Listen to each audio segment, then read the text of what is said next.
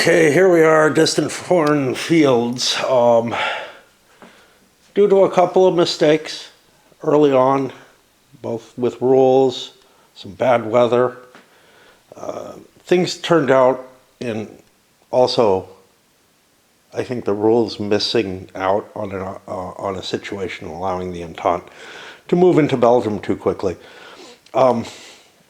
This is not the historical situation, but I'm not going to backtrack and try to fix it. I feel like I just want to run through the game with this, what's actually probably a kind of bad start for the Germans. And we'll see how bad it works out. We've made it to the end of August of 1914. We're going into the production turn that only works on the West Front. And this is our situation. We've gotten a little advanced through here. We haven't made it very deep into Belgium, nowhere near the historical limits. But, again, we'll continue as we are. Things are kind of weak on the French front here, down where Plan 17 really hurt them. There's actually a hole that I didn't see and didn't try to correct. That may be an opportunity for something interesting. Over here in the Balkans, the Austrians were largely deflected, but the Serbs took some losses, and we'll see how that goes. And here on the West Front, or on the East Front, I think the Russians are doing pretty well. We did ship, I don't know, 4 or 5 divisions to try to backfill the German position. I don't expect to see a Tannenberg type situation. Le Grand Guerre only, causes that through scripted roles, forcing the Russians to make the advance and attacks that they did. Here I used, I did an all-out attack, honestly, about as heavy as I could, and the German position just doesn't look like it can hold very well.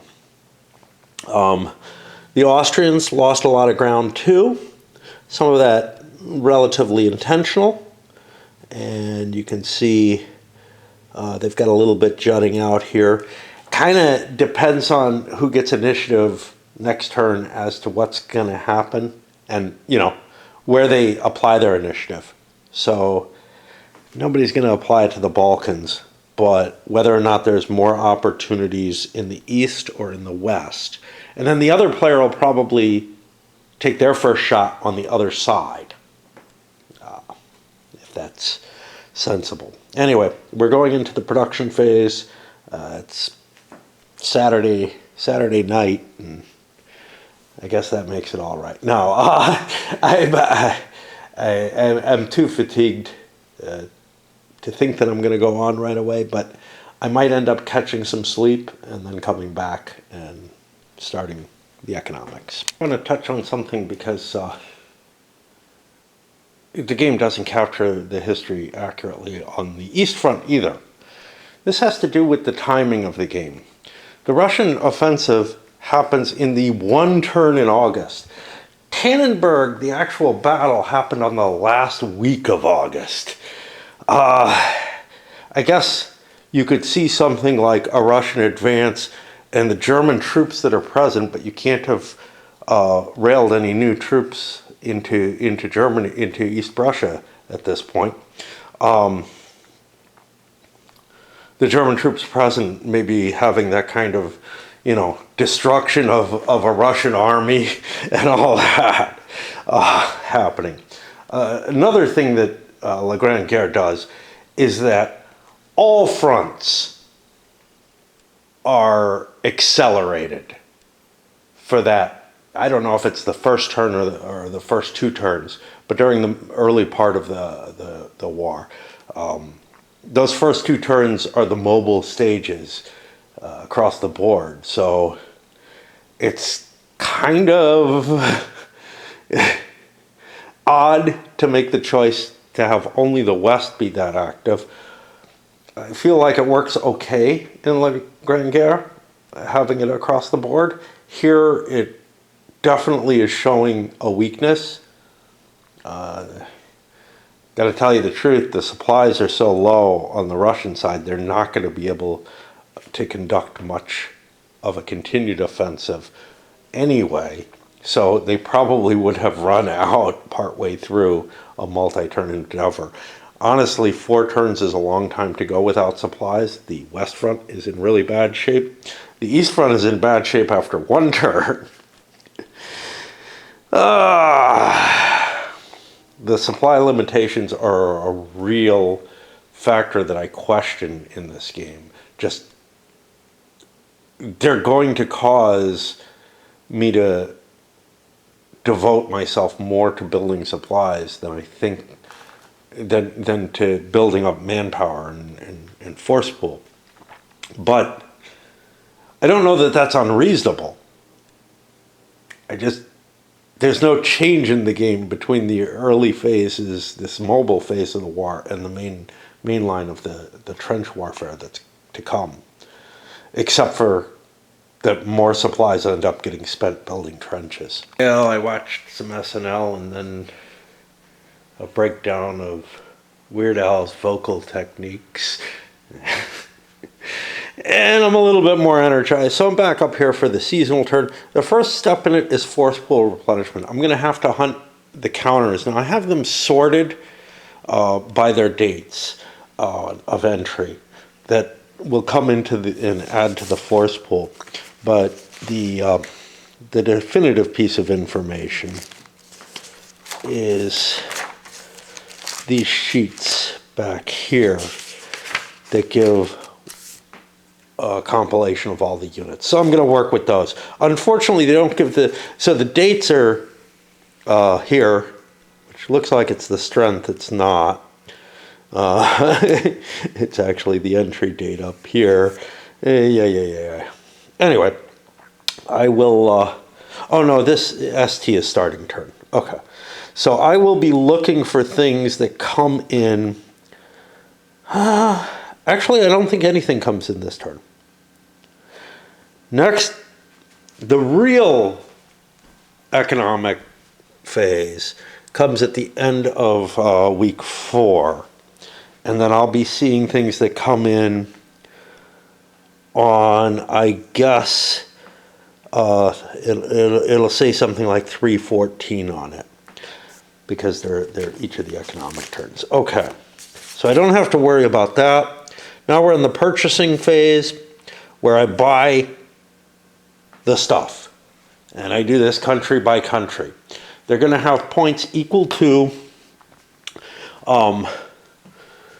their current national morale. So for example, for the Brits, they'll have 162 points to spend. This is hard, you know. If there aren't a lot of pieces, yeah, maybe I want to buy units. But if there are a lot of units, like the Russians have a shit ton of units that are dead, well, that are not yet mobilized, to be honest. The other countries, mainly they're dead. Then I'm not going to be able to buy all the units. And I really, really want supplies at least as much as anything else. And I got to go work my way through the counter trays.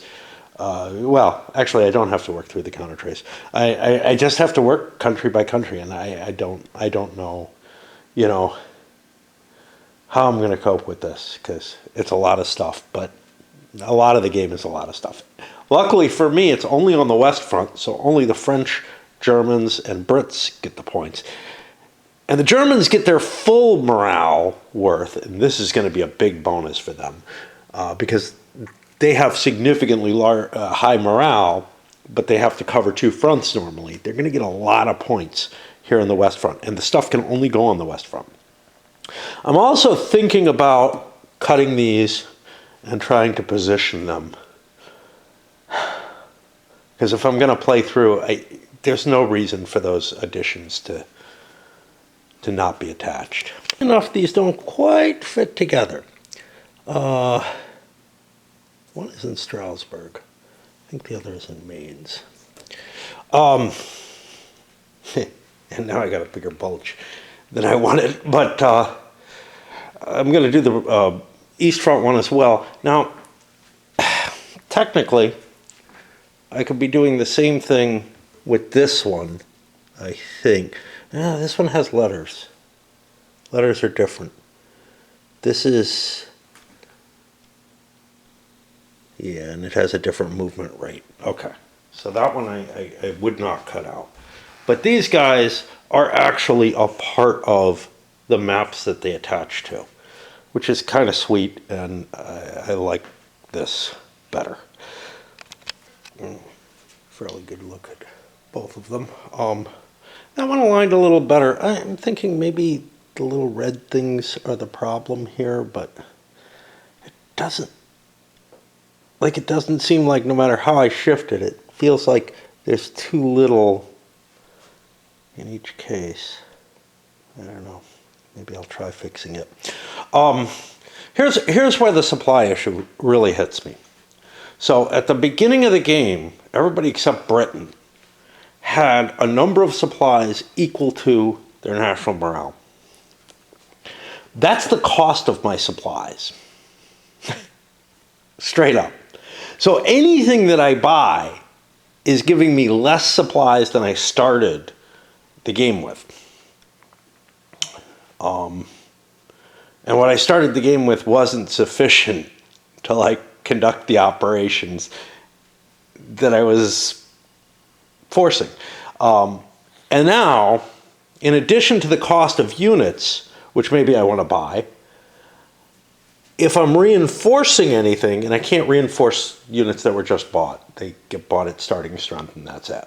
If I want to reinforce any units, and I only have to pay the cost for the unit increases, but also I have to spend a supply at least to throw in.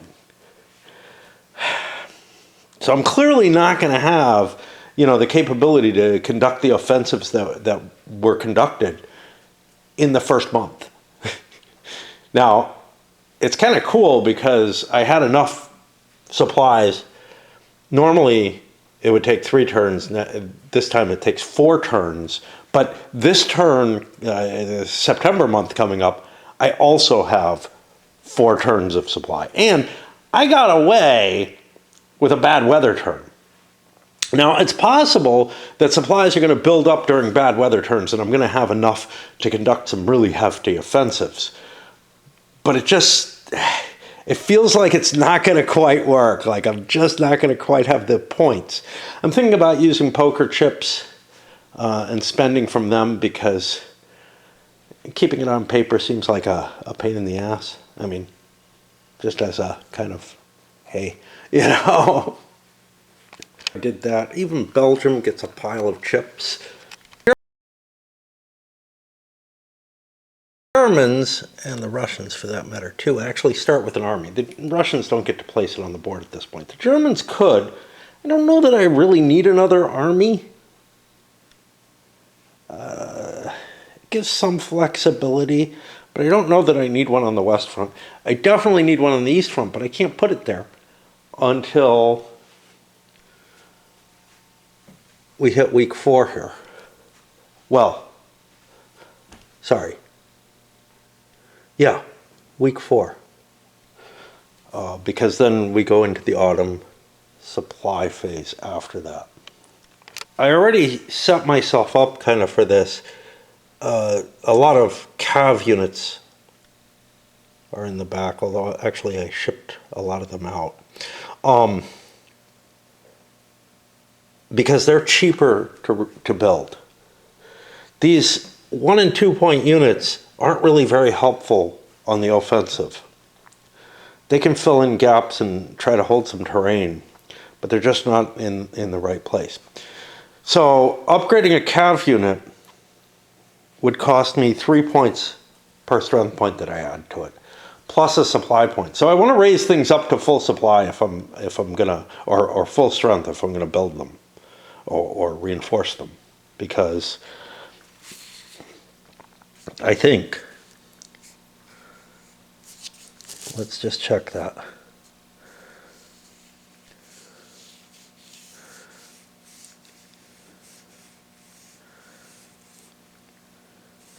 reinforcements. Yeah.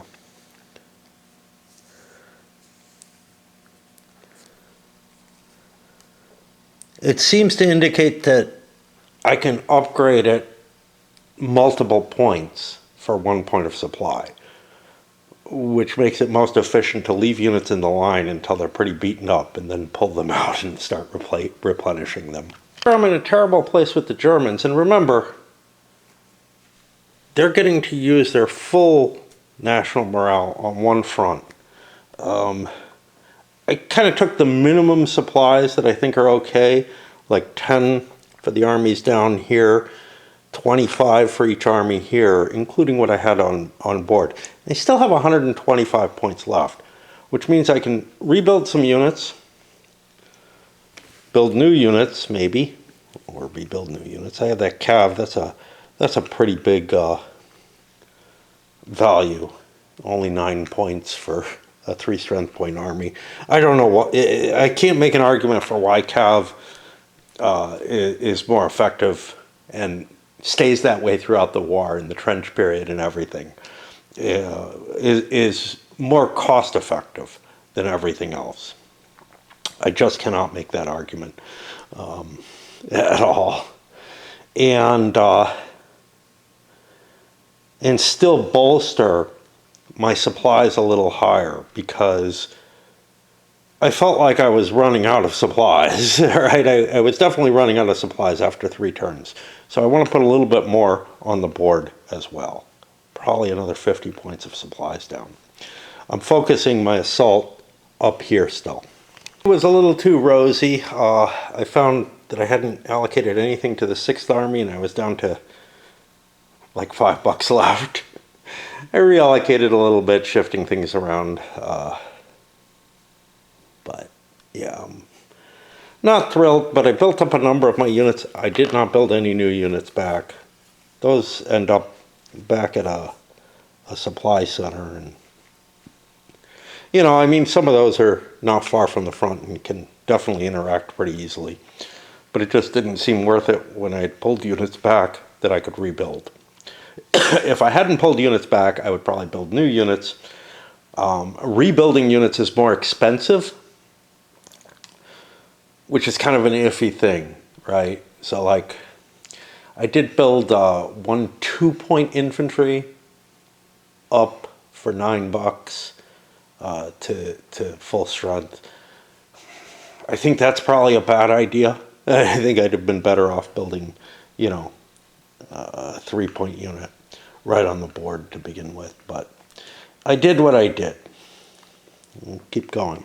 The Belgians probably aren't going to be involved in much in the way of offensive operations.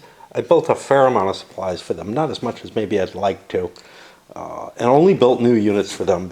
And I think I'm going to find this with the Entente in a lot of places where I don't have a lot of troops that I was able to pull off the line.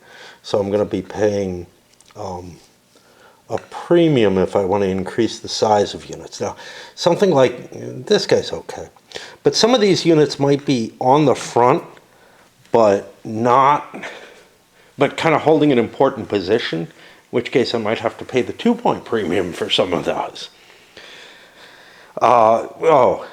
So I did buy a fair amount of Belgian supplies. And one of the reasons for that is, even though I'm not going to use them for the Belgians, they can ship them to someone else. So there we go. I see the Entente as being more on the defensive from now on in the West, at least this year. So they can afford to go cheaper on supplies and build troops more, because they have to fill in the gaps where things are risky. The opportunity that the Germans missed is Metz is right on the front line and is a supply center. However, I think I'm filled up. I think it's one of these 2 hexes. It's this one. I'm filled up next to it, so I couldn't actually bring new troops in there anyway. But had I evacuated a couple of the weaker troops, I'm having a hard time justifying, and this is a thing, you have to kind of have an eye on how much you can afford to build in terms of reinforcements which I really haven't accomplished yet. I pulled back units that I don't think I can afford to build up. That's on both sides. Yeah, the Germans have some here. I don't know how terrible a thing it is, but certainly on the French side, some of those 2-point units could have been holding the line over here, and that's kind of a risky situation now. I don't know if there are any French production cities on the line. I got this one, which would be of some value, but you really kind of have to hunt through everything and get the tobacco out of the way, which might look kind of like one, and try to find where they are.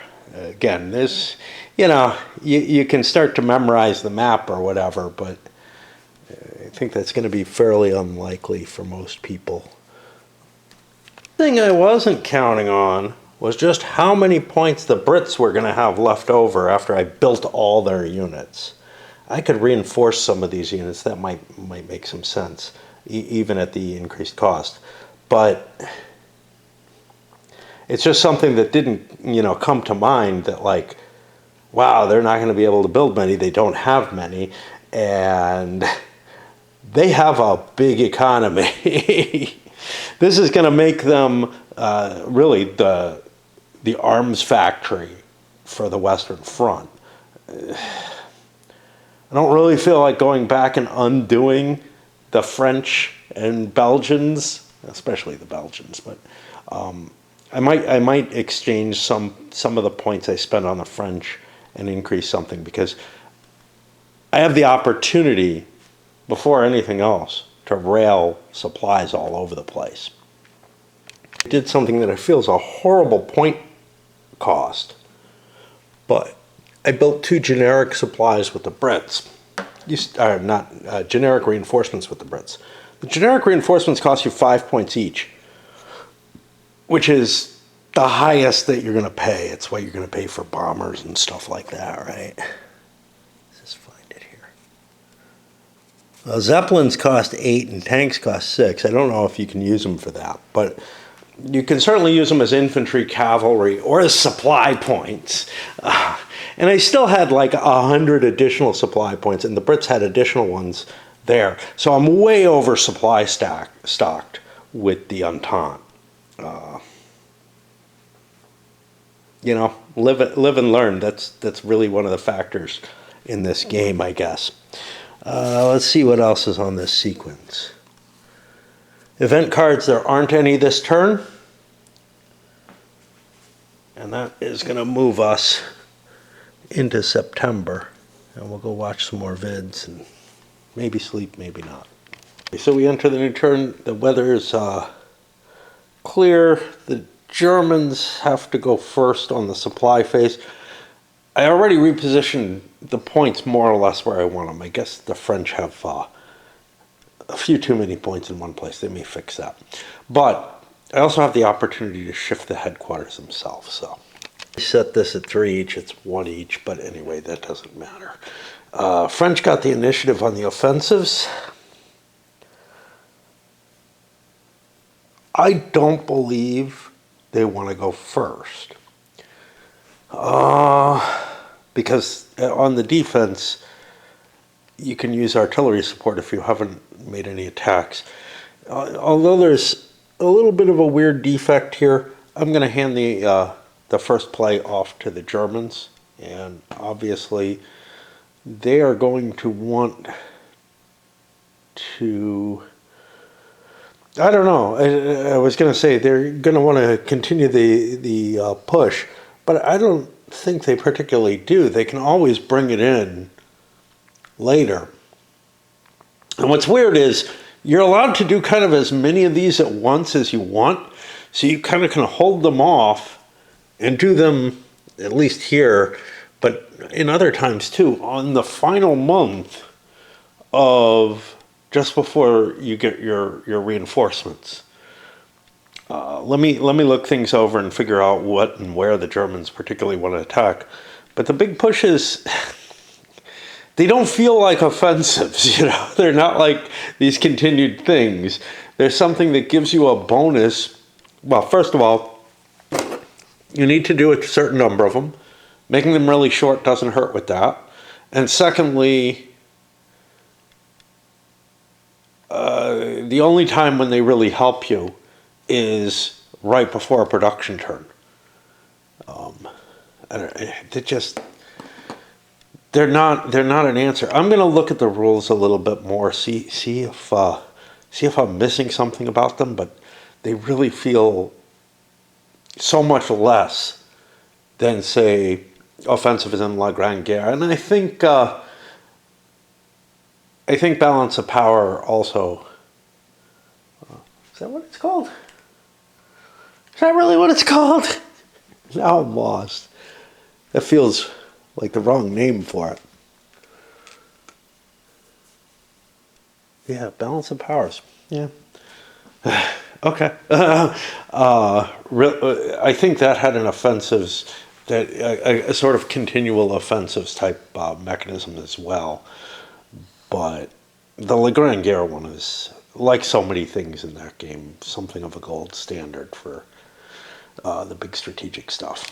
Across another one of those surprise supply centers, because again, the map, it just doesn't make it easy enough to see where they are. There's one in Nancy, which I could have actually definitely used. I caught myself forgetting how to play this game, by which I mean the whole, hey, I'm in the midst of an offensive, I should be moving things around to launch attacks. Yeah, that's fine, but I think that I can cover space that the attack is going into.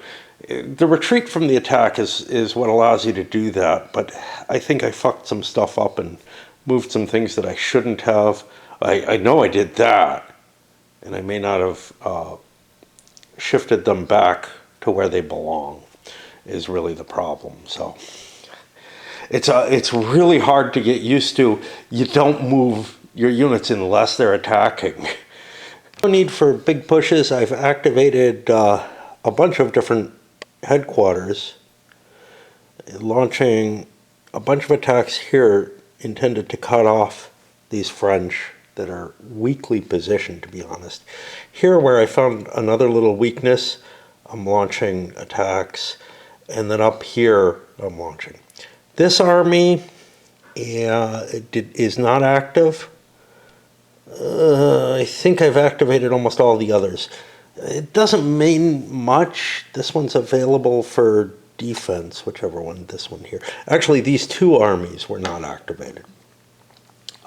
I can't throw them in later, but with 1, 2, 3, 4, 5, 6 attacks, I can get most of them with some artillery support. Again, artillery support isn't that big a deal. If I'm, throwing units in, the units might be more important because they take losses. All right. Yeah, I completely missed a major rule here. Supply use on the defense. 1 supply unit per combat round is required when defending. The amount of units defending does not matter. Only 1 supply point is deducted from every headquarters and from any headquarters in range for each combat round of defense. Shit. I mean, we've been burning through supply because of the offensives. I don't know what to even do about this, because it would have worn both armies out significantly before now. I'm really beginning to feel like I either need to restart or give this up. The problem is, I don't know. What I was looking for is another possible fuck up, which I think it is, which is that these attacks I'm making coming out of here lose supply because I've got no way to link the supply in. So like, I devoted 3 units to attack this hex. 2 of them came from here, 1 of them came from here. I couldn't get more in. But in doing so, I outran my supply line, and I'm like, wait a minute, that can't be right either. Which means I couldn't even attack. So you can't channel a bunch of troops through the front the way I've been doing. Oh, boy. And I've been doing that kind of attack everywhere because it's really advantageous, right? to be able to push forward because you know you can fall back to your prior positions. But I don't know if I fucked up like everywhere, basically. But a fair amount of attacks, like this one here, this is not going to be an allowable situation. Son of a bitch. I don't know what to do at this point. Like, so much is so unfamiliar in how this game handles the movement in combat. Like normally, yeah, sure, I'd fill in. I don't have that opportunity. As far as my reading of the rules goes, the only things that I can move are the things that are actually attacking. I can't support anything. The only chance I get to do that is later on, after the attack, after the exploitation, I get these non-combat moves. It makes exploitation really, really unlikely. Okay, so what would have happened? Less dramatic captures of ground than I saw in the game. And they're already pretty puny for the mobile stage of the war. I don't know what to do. I'm gonna finish up this offensive as set. You know, I mean, all I have to do is leave one unit behind, and then I'm in supply. And not one in each frontal hex, but just one unit behind. But here too, but here I've got the supplies coming down as long as I attack here first. It's I don't know. It's just that everything that I'm used to in war games isn't really the way these rules are built. And the mechanisms are just so unfamiliar that I'm fucking up left and right. Now, starting to play with the actual rules after I had to withdraw a unit. This was a particularly interesting hex because it was a symbolic objective. Of course, the French would be able to take it back if I take it with just this crap unit, because I won't have any artillery defense anymore. But I've basically run down both sides' supplies, and it's kind of funny because for the attacker, the artillery becomes incredibly important crossing a river line or whatever, because it hits on a 1 through 3, whereas the regular units get a reduction, and as they get weaker and weaker, I'm down to both sides spending 2 supply per attack here to throw their artillery in. The Germans are pulling out, though. Trying to maintain these supply lines, it means that I'm going to have more and more hexes where there's an activated marker underneath the actual real unit. Wrong, this hex doesn't provide, I can't draw supply from where the battle's happening no matter what. So I had to leave a unit behind. Conceivably, I could have pulled a unit from back here to move forward and attack, which I didn't do, so we'll do that instead. But, ouch. What's funny is, this 1 supply per combat round is required when defending. Doesn't say what to happen if I don't have it. I'm guessing the out of supply rules would come into effect. Can I choose not to supply a unit?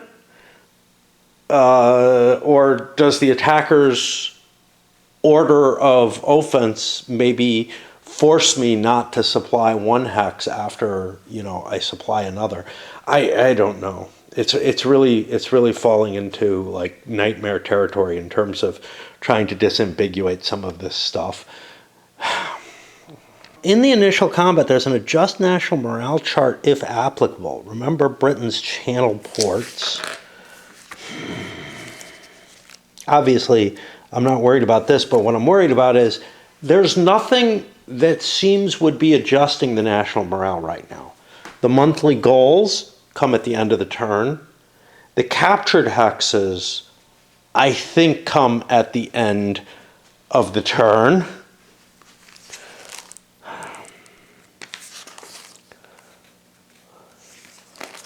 So I want to take a peek at what like the channel ports say. And then there's others that are similar to it that are in that list. And I'm just like, seriously, what the fuck is going on here?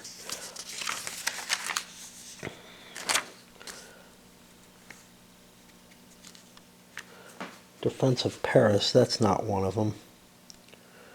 British interest in the Middle East. British divisions. Am I going to lose points for whenever a British division is lost?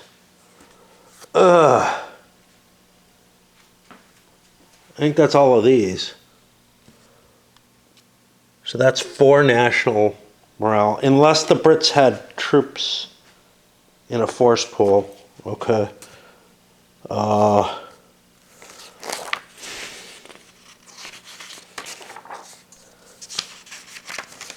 Did they?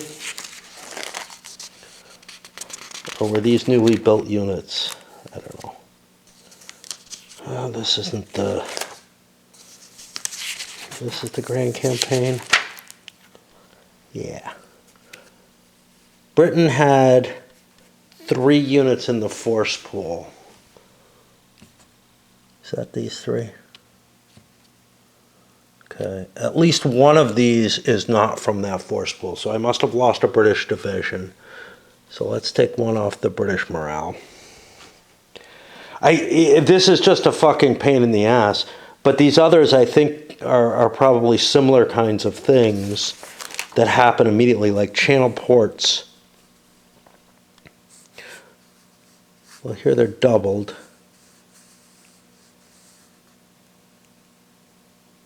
See, this is a special effect, but it's not here. It doesn't happen here. It happens down in the capture phase.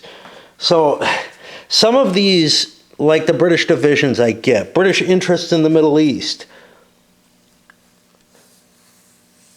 This looks like it would happen at a different time. The British divisions I get. These others appear to be positional things. I don't know about the Berlin-Constantinople Railway, and I think that's just something that produces points every turn. That'll be under Turkey, which the Ottoman Empire, right?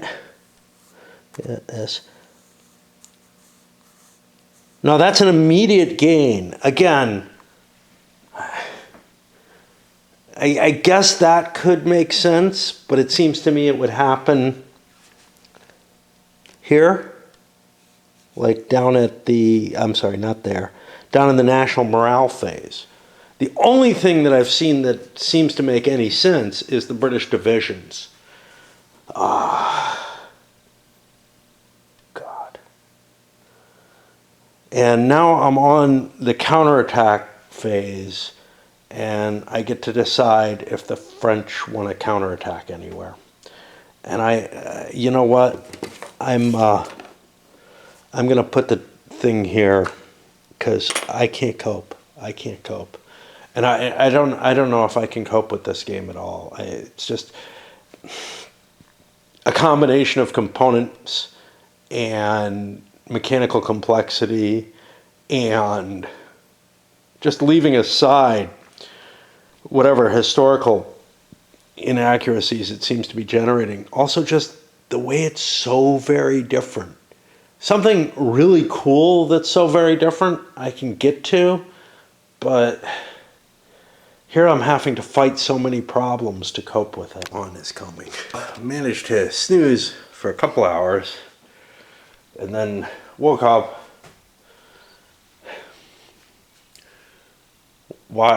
listened to a video while I was trying to go back to sleep, and then started having thoughts of food. So, not hunger, just, oh, this would taste good.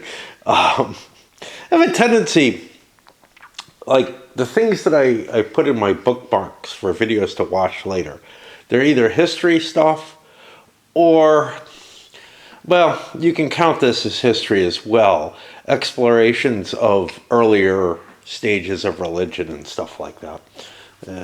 History of religion type things. And, how the major cults that are in existence now sort of started. All right. I am in the midst here looking at the French active defenses. The same danger comes here as I ran into in the German turn.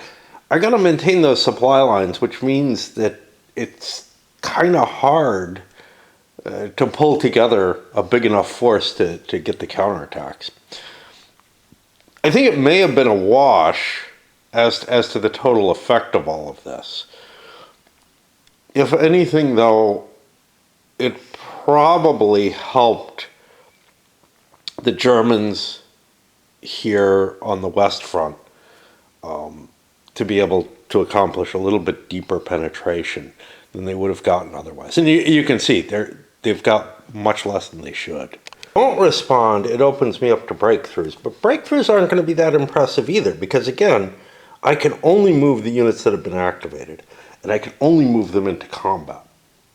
However, then I can do the non-combat movement right after the breakthrough. So I can actually push a little further, but if whatever I'm going to attack, I have to maintain supply lines through. So I'm not going to be able to break through back to here. Well, wait, maybe I can. Yeah, I can. That's because we've slipped our hexes a little bit. But I wouldn't be able to break through back to here because I can't leave a unit here. And I can't negate this zone by just occupying it or anything like that. I'm defending all 4 of the captured hexes. This one's kind of iffy. I gave up some space here. This is Nancy right here. I am really afraid I'm going to lose it, which is a pretty big advantage for the Germans. But on the other hand, allowing them, they're already close to it, and allowing them exploitation seems like it's going to weaken the position no matter what. So I'm trying to strengthen and reduce my line by giving up this hex, for example. Noticed I missed one of them. We drove them back and won. I'm feeling like the Germans are going to be out of supply after this one week. The Entente, not so much, because there's like 100 supplies sitting under the British Army. So, oh boy. And I mean, I blew through over, I put over 100 supplies down for the Germans. Well over. And it's just not enough for even just this front. I fight out the final battle on this, and it's gone several rounds. The thing comes to my mind of, I may be too bloody-minded to be a historical World War I general. I mean, every game I look at, I'm like, wow, I wiped both sides out way more than I should. And that's how it feels here. Honestly, it feels really bad for the Germans because of that huge reserve of British supplies, which I forgot to move around. Remember when I said, I allocated the supplies where I wanted them? Well, the French are using enough on their counterattacks, they probably can't do an offense. They're getting wiped out almost as much as the Germans are. They had put, a significant amount everywhere, but several rounds of combat with enough counters to be able to take the hex, and you're broke. And broke enough that, like, the Germans are having trouble. They're worried they're not going to have enough to defend themselves anymore against the Entente, and that this is pretty much the extent of their 1914 gains. They're not going to get anything, like the historical run. Of course, that's because the Brits and French entered Belgium, a week early, essentially, in time with the Germans. No rules against that in this game. And, now I've written some in, but if this is active defended by the French, it'll go up to a 2 as a symbolic objective. And they just feel like they can drain the Germans on this. The Germans don't really want, like, that 2 only helps them. So, I mean, withdrawing isn't a terrible thing. I'm not going to get any great advantage out of continuing to fight this, but I've got the defensive advantage. I'm paying less and I'm killing French. So it feels like I've got to stick around too. Very, very odd. Now, most games, I don't feel this way. If you look back at my recent War and Peace coverage, whoever had a weaker hand just withdrew. But here, it's not so clear who has the weaker hand, right? The Germans get the defensive advantage, so they've got a +1 due to the terrain. The French have a number of units advantage, but they're spending 3 times the supplies that the Germans are for making these attacks. Yeah, it all feels kind of like, yeah, we both have our reason. Now, I don't know, did I forget to allocate this piece of damage?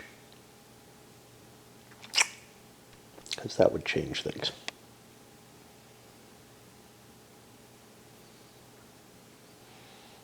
I see the Germans did not hit. I don't believe the French hit either. Anyway, we're going to continue going. Decision making on the exploitation attacks here. I have a couple of units in this hex. I can expend one of them to get in here and still keep my supply line. I've got an activated unit down here that I have to kind of reveal that could get in there. This unit I could bring in. I'm safe in doing that because I can trace supplies back through the backfield. It leaves a gap, that's bad, but okay. I could get 3 units in here. These guys can't quite make it because of the expense of the terrain, right? 1, 2, 3, maybe I can. 4, 5, 6, 7, 8. 8, 9. Yeah, I just miss unless I want to cross the river, which makes them less valuable, right? I also only have 4 supplies that can reach this. So if I dumped like 4 units in, I could make one hit. Would that succeed? Maybe. Is it worth it? Again, maybe. But I'm so low on supplies, I'm just not happy with it. On the other hand, I know I'm done like I did 1 week, and that's it all. That's all I have left for offensives, really. I could maybe do a couple of little ones elsewhere, but I just don't have the points. Remember, I started with that full 260 at the beginning of the game. And most of them were in the west, not over in the east front where I wasn't expecting to attack. Plus, I wasn't paying for defenses back then because I was mistaking the rules. So, yeah, I mean, it's really hard to do the exploitation. I'm going to get rid of this captured flag because there's no points under there, and it really doesn't serve any purpose except to confuse the board a little bit more. I'll look at the other 2, see if there's anything. This looks pretty solid. I don't really want to ram up against 2 units per hex. It looked less solid before, but now after the active defense, they were able to pull a bunch of units up closer. And in fact, this thing could have probably made it up too. 2, 3, 4, well, maybe. I don't know, it would have had a hard time. But yeah. At this point, I'd be curious to use a reconnaissance plane maybe, because maybe I find out that this hex is defended very weakly. I don't remember what was in there, and I've been, up here looking. And it just falls out of my head. Would it be worth 1/3 of a supply? I mean, I don't know, if I was looking at 3 different hexes, it might be worth it. It's certainly not worth a full supply to look at it, but I'm also not allowed to even do that now. I'm only allowed to look at their positions before the offensive starts, which makes sense. It's just the reconnaissance planes are fucking useless. It's better to find the obvious holes that are actually just clear on the map and try to hit those, because some will appear, at least right now.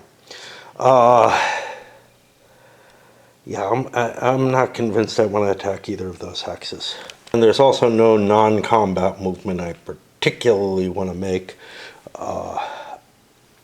Given that it costs me supplies to rearrange my forces and they get to move for free very soon, the French will take the next offensive option, and I'm just worn out again. You know, I can't even do an offensive by one side on a front. I have to split it in half now. That's going to do very little. I decided to launch one attack on that unit trapped behind my lines, which I have all kind of advantages against, right? It can't be supplied, all kind of shit. I'm hitting it pretty hard, probably harder than I should be. In addition to that, all my other commands are going to conduct attritional attacks. Because of the amount of supply that I have, I'm going to make them 2-round attacks. That allows me a second shot at the Germans. But the Germans could interfere, but that risks supplies. It doesn't really feel like it's economically an appropriate response. So I'll just do them as 2-round shots, trying to, reduce the strength points of some units. Funny, but completely eliminating a unit is more cost effective for the defender, for the person receiving the results, than reducing units, trying to fall back, build cadres up and everything. A, it's more complex to do the cadres and rebuild stuff. But B, it's just cheaper to rebuild the unit. So I'm taking a loss on a 1-point unit instead of on a 3-point unit. To note, when a headquarters is activated for an attrition combat, it can't use its supplies for the assault offensive option. I.e., I'm using this here and this here for attrition. I can't use those supplies to support the attack that I'm making over here. And then I did, although I actually could have done this without a non-combat move. Yeah, I'm going to get my regular movement in a moment, so I shouldn't do what I just did. I took Sedan. I forgot that the French won the initiative. So I'm going to get to do normal movement, which means the non-combat move that I spent to do here was useless, and I'm going to take that back. Now I get to reposition the Entente units. Discovered, and I don't know if I gave myself points for this, that I was occupying Maastricht. Again, it would be a lot easier if this area was all just grayed out because it can't be used. Some games, most games, allow you to invade the Netherlands if you want. There are situations like this where it might be incredibly valuable to do so. It's not an option. And yeah, I don't know. Again, I've made so many blunders that it just kind of feels like it doesn't make any difference. Very little moved in points for that first turn. French failed, so they took at their monthly goal because they lost a hex or something, at least temporarily. They lost a city or a unit, I don't know which, but they got charged 3 points for that. everyone else succeeded in their goals. The Germans are going to have trouble succeeding in their goals for the next 3 months or 3 weeks because they're pretty much out of supplies. If I husband things carefully, I can probably take a hex temporarily and aim for something with a city. It doesn't have to be a point city. The French will continuously be losing because of that. However, we got more Brits and Belgians coming up to help fill in the line, allow the French to start pulling back a little bit maybe. And they weren't able to get to the front yet, but they will next turn. And then the Germans took a 1-point space, and the French took the big 4-point Sedan. So pretty much ends up as a wash for the turn. That's going to put us into week 2 of September. September still counts as summer. I don't know if I mentioned that before. And we're going to break for a bit, but yeah, it looks like we're hitting full stalemate at this point. And this is the thing. The game is designed for the trench warfare, and there's not really much of an exemption for the August-September period, except that there's more turns. But I mean, if your supplies are gone, you're done. You know, I mean, yeah, there's more time, but it just doesn't feel, sure, I could have gotten more of Belgium if I had fixed the rules before I started playing. And I was tempted to, because the idea of the Brits entering Belgium, crossing the border at the same time that the Germans do, essentially, based on initiative and everything, they could do it before the Germans do, is weird, to say the least, given that they didn't even land their troops until after the Germans crossed the border. And the French going in is not quite as bad, but it's close. And we were able to stymie the German advance because of that. Now, the weather did not help. And I remembered to do the weather correctly that turn, as opposed to the 4th turn of August, where I kind of fucked it up. And think that I know that at least some of my troops moved more than they should. Simply because the disparate fronts and having to do, different things at different times. In particular, what I pretty sure got screwed up was the regular movement phase over on the West Front. I think they got their full movement when they should have had half movement. All right. In the September weekly turn, the Germans are so low on supplies that they're going to have to hunt and pack and try to find a location that they can take. The French line is fairly strong in most places at this point. It's pretty much 2 units per hex everywhere. And finding, well, doesn't have to be a French town, but finding a town I can take is the hard part at this point. As opposed to, there's nothing else I want to do, but that's what I'm kind of focusing on. There's an important one right here. That might be what I aim for. And I got to shift my supplies down. Germans got the initiative on the supply, which isn't a good thing. Brits doled their supplies out everywhere. The Entente is now wealthy everywhere, basically. That's air phase doesn't matter. That's going to put us on the offensive phase. I think I'm going to go out and read for a bit. For the offensive phase, the initiative goes to the Germans. I think across the board at this point in the game, There's no real reason to try to take the first move. If I had a single hex that I absolutely thought I could take that would serve, this one doesn't have a town, so it wouldn't. I would consider targeting that right now on the idea of, look, the situation might change and I might not be able to get things back. But as things stand, I think I want to give the French the first move.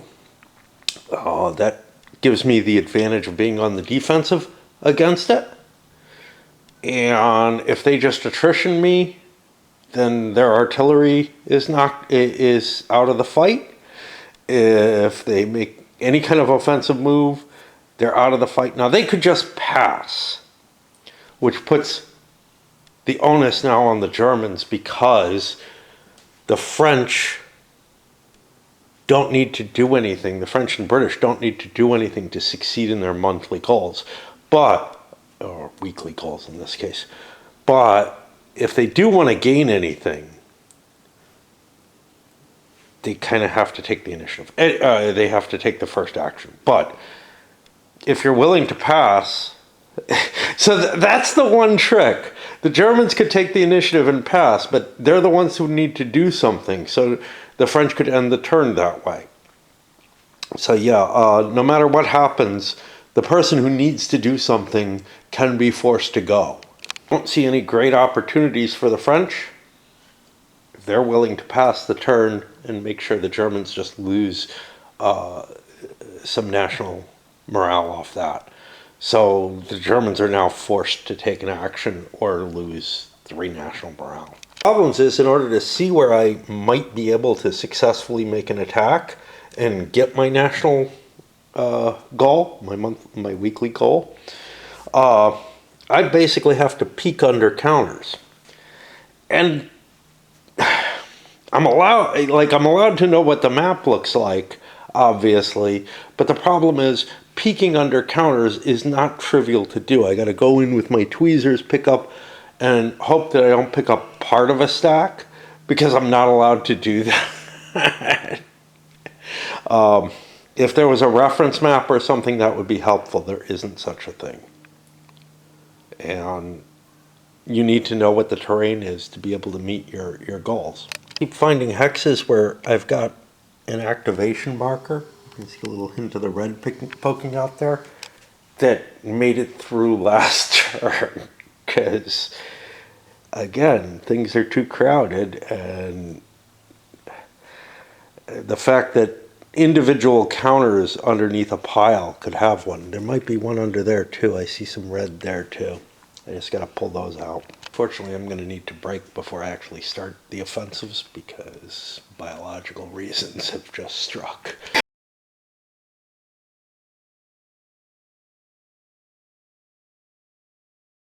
I managed to get myself distracted. So there's 2 places that I think I could make attacks, and I only want to do one of them because I got to succeed in making these German attacks, for 2 more turns after this one. One is Longley, or whatever it is, and one is Nancy. There might be something up here in Belgium that would be not a bad choice as well. I'm not sure. But again, I'm going to target one place because that I have to succeed, 3 times. Where I place my supplies dictates where I can make the attacks. I neglected the south a little too much, so this is the only place where I have a significant chance. And it's not across a river or anything.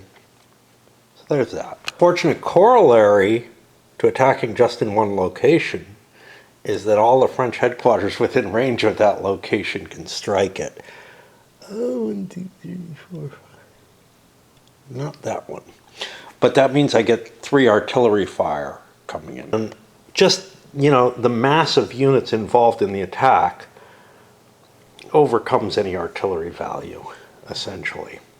So the Germans are able to take the space, the French withdraw from it. But now I get the counterattack. And this is sort of, the counterattack is kind of cool because it's a free attack back, but I don't get to use the artillery on either side, honestly. But anyway, the success means that Germany got a success and France has failed in its monthly goals or weekly goals or whatever. Of course, means the Brits managed to survive, and whatever, French again retake the hex, upping the stakes again. I don't really feel up to looking for the French attack this week yet. Back up here, it's still daylight. On the French offensive, one thing I want to consider. So, usually, in a World War I game, early on, the Germans are making advances here on the West Front. They're trying to hold on the East Front. Not quite, if they get lucky with the Tannenberg, or if the game supports scripting or whatever to help that, okay, they can do something impressive. I don't feel like there's anything terribly impressive I'm going to be able to do there when I get around to the September turn. And the thing is, that Tannenberg offensive should be happening back here, but there's not enough room to have both a Russian offensive and a reinforced Tannenberg turnaround in this game. Anyway, but the big question is, usually you're using the West Front eventually to take pressure off the Russians. Now, right now, the French have the advantage, or the Entente has the advantage on the West Front. They have the supply advantage because of the huge British production that couldn't be used for troops, whatever. I could launch a real offensive, the assault offensives, and try to gain ground. And, maybe I want to, maybe I don't know. But I think about the attrition value. Now, if I just do the attrition firepower, one round of artillery fire, I have basically a 30% chance of hitting for each supply point that I fire. We can also throw some troops in, make it more likely to have successes, even if we're not going to gain ground off them. I'm not quite sure what the advantage is of doing attrition with troops as opposed to an assault. I really don't see, they're not that different, except that the assault can take ground and the attrition can't. But in terms of what you're facing, it's the same thing if you throw troops in. But the attrition with just artillery, I have a 30% chance for each supply point of doing a hit. Now, that means, if I throw 3 supply points in, I have 0.9, well, not really. I have higher than a 0.9 chance of doing damage, which comes out to approximately the same cost as if I hit a cavalry unit. But if I manage to hit an infantry unit, I get a slight advantage. So there's a little bit of an edge in terms of resource overall to the attrition fire to the attrition fire. Now, if I throw that second round in, that drops way down, and that's kind of the problem. Is I'm not sure I want to do the counter battery fire no matter what the situation, because the trade-off's not that good unless that second round is to blunt an impending attack or something along those lines, in which case it's probably better off spending it on the defensive fire and then on the counter attack, the active defense, if you have troops for that. But anyway, there's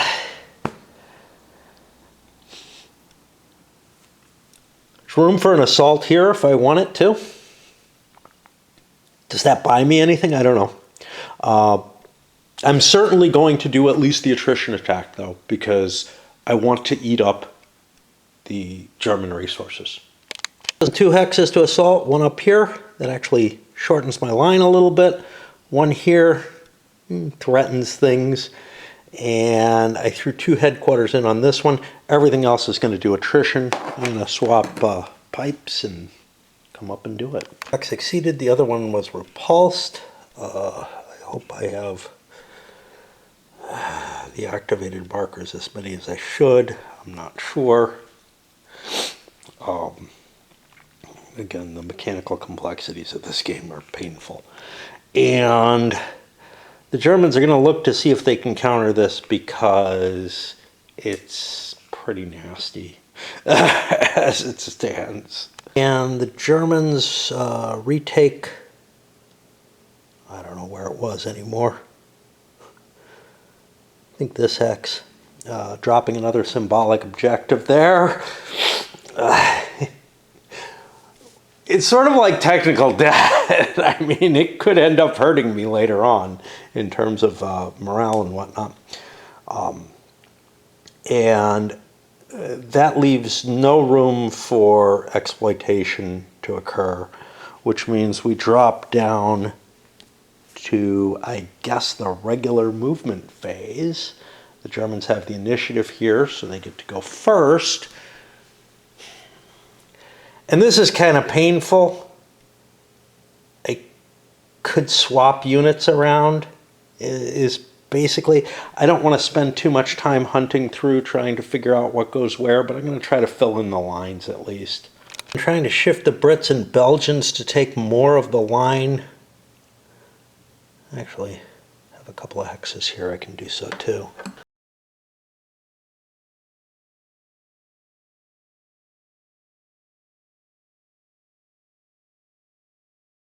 And the French lost 3 for their monthly goal failure. I think I've pulled all the little red markers off. Nothing changed hands this turn, so pretty much have the same front line we had. Now that I'm done with my book, it might be a pretty sunset. I'm seeing some pink out here. The sunset's out the other side, but I can't see. But the pink is glowing off something. I don't know if I feel up to it. But since I finished my unpleasant book, now it's time to start reading Imperial Elegy and try to make a decision as to,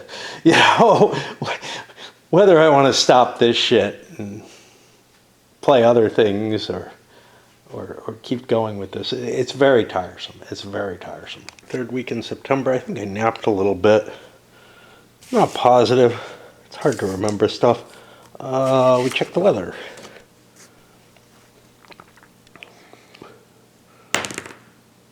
It's still good.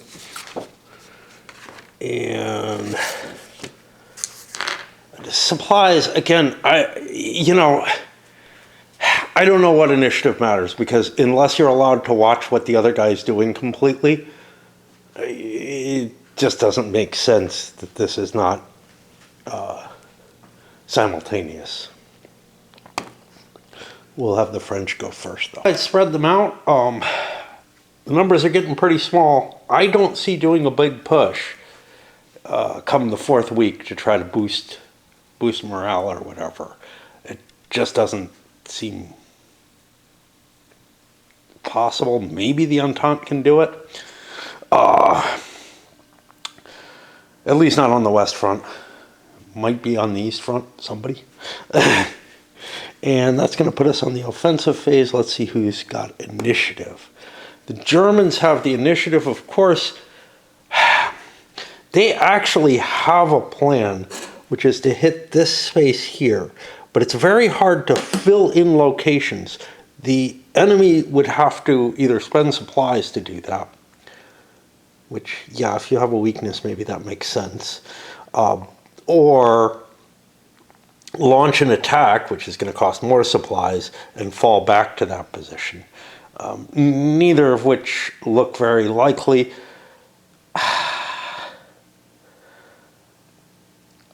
I I think, again, I hand it off to the French, but they don't want to do it, so they pass. The Germans are under a requirement to basically do it, so it's going to just end up here enforced, and I know where the attack's going to be. And I could just, not go through that pass rigmarole and just take it, but whatever. Other big World War I games I have, the resource that I end up pushing to the boundaries every turn or whatever, not so much right at the beginning of the game, is usually the manpower. Usually I'm running out of troops because one side or the other wants to go on an offensive on a front and just, is willing to take the attritional losses at a higher rate. That's one of the problems with World War I in general, is that at least later in the war, the Entente is willing to make attacks on the West Front for the simple purpose of hurting the Germans so that they don't do too well on the East Front, where I usually focus my energy. The Germans on the East Front are trying to collapse the Russians, so they're willing to spend pretty heavily on effect, but the West Front ends up an attritional thing. And then you have things like, okay, but then, the Italians are gonna, it's kind of West Front. Whereas the Austrians have to make their decision between Serbia and Russia and whatever, wherever they're gonna devote their major effort. But I usually put it towards crushing Russia, because that's usually possible if you devote enough power, and it's at all historical, whatever. Here, though, it's the supply points that are running low. Sure, troop strengths are running low too, but you can't do anything without the supply points. The other games that I'm thinking of, I'm not sure, I don't recall if Balance of Powers had supply concerns. It may have. La Grande Guerre definitely does, but they're ammo for the artillery shells only. And that's the only thing you're spending. And you can conduct an offensive without the artillery if you have numerical superiority, whatever. It's not pleasing, but it's really the manpower that runs out. It's the counters on the board that are like getting way too sparse. It would actually help if it was the artillery that was limiting you. But you're basically able to build, with most of the countries, your troops back and your ammo. And ammo is relatively cost effective. So like you throw whatever points you're allowed to build into ammo. You're not allowed to create infinite, like you're not allowed to put all your points into supplies the way you are here. And that's beginning to look more appealing, although you need some units that have high strength. I do like the choice that's forcing you to make. It just feels like there's never enough. That like my production is just not enough to maintain a really hefty offensive. But again, I'm not late in the game. Maybe you can save up all year for that big offensive. But what I'm finding is all my points are going, and I'm not making huge offensives. Because each hex you attack can eat up a lot of supplies, especially when you count the fact that there's going to be the active defense coming in afterwards. I'm conducting the one big attack that I have to make so that I don't suffer a permanent morale loss for not meeting my monthly goals. The French are getting trimmed down, and they will continue to be trimmed down as I keep taking hexes and losing them, but that's okay. The hex fell easily this time. This is a symbolic. I think the French need to try to counterattack it. They have tons of supplies, so they can. And we knock them back, upping the value of that hex. What's going on here? This feels all very ugly. And that'll put it on the French side, and I've bumped the table and this thing has moved again. Probably get some kind of tape on there or something. What about the Seine map? Yeah, that's not part of the map. See, these are really just part of the map. And I thought maybe addition or something would mean that, but it doesn't. Some of them are different scales and use different things. I don't feel capable of doing the French. I didn't do much, but the mechanisms of play are just painful to me. I decided to put some more pressure on the Germans. They're actually attacking a hex, and I got 2 headquarters hitting that hex, and then I'm going to do attrition with the rest. I feel like the Germans just feel like they're weak, and let's try to crack them. Testing the attrition attacks, but we did take the hex, and now the Germans get to fling back if they can come up with any forces.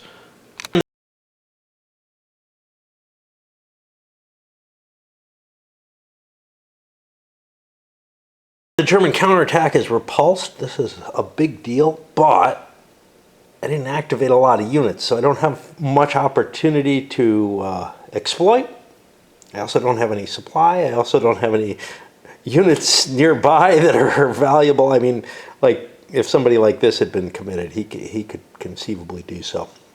But yeah, we're not gaining any major ground. But this was a symbolic objective. There might be a town under it as well. So, you know, pretty good result. And because the Germans counterattacked, we cost them some strength points. They counterattacked kind of weakly. We cost them some strength points. We cost them some supply points. Overall, it was a pretty good attrition type thing that got us a hex. I believe the Germans had the initiative, so they get to do the first free move. I'm not gonna do any non-combat movement for pay. And little or no change, but you know, actually the hex I just took was kind of key. Cleared things up around Nancy. We're going into the 4th week of September. That's going to open up the other 2 fronts as well. We'll go back to reading and snoozing or whatever it is I'm doing. Okay, starting a big turn. We have wet on the western front and the Balkan front, but not the eastern. And supply is next. The central powers have to go first in the supply phase. I feel like this is where a lot of the planning comes in, is reallocating where your supply sources are, or where your supply depots really are. And it's useful to keep your headquarters on the rail line. It's not absolutely necessary. Especially in the West Front, you can move quite a bit. You have a little bit more flexibility than in a game like La Grande Guerre. The East Front and Balkan, because of its lower movement rates, and these other fronts as well, not the Italian, but it's a little harder to move. And there's icky terrain in Italy, so at least where the front line is going to be. So yeah, that's not going to go very fast. Here, there's icky terrain and it's low movement rates, which is really painful. All right, let's start shifting them around. The thing I notice as I'm considering the Entente supply situation, I don't think there's a way to support Russia. There usually is. Either, you know, delivering stuff all the way to the Far East where the Trans-Siberian can come through. And obviously you're not going to send a lot. Or through Murmansk. No, not Murmansk yet. Archangel. During the summer months. Obviously, I could see a seizure of Persia getting me some capability to ship stuff through the Caspian Sea, maybe. I don't know. But that seems ahistorical and impossible, to tell you the truth. You'd have to basically defeat the Ottomans, in which case you don't have that problem. You can ship it right up through whatever, you know. So, yeah, I think the Ruskies are on their own fully in this one, which, I don't know, you know, again, feels like a little something missing. I don't know how much.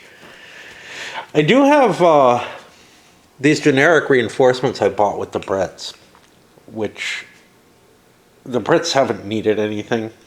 They haven't been pressed hard. Felt like a waste to buy them, but I had so many points with the Brits, but now I wish I had bought more supplies because they don't have quite enough to make it through. It's all shifted around. Not really up for starting the offensives yet.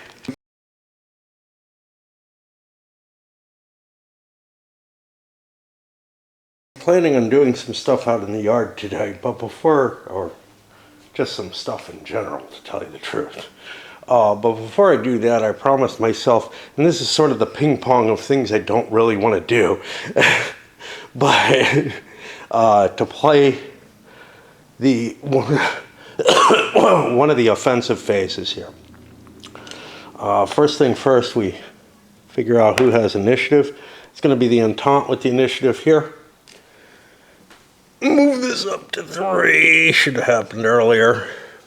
And try to figure out where it's important. Obviously, I was willing to pass here. I'm still going to be willing to pass there.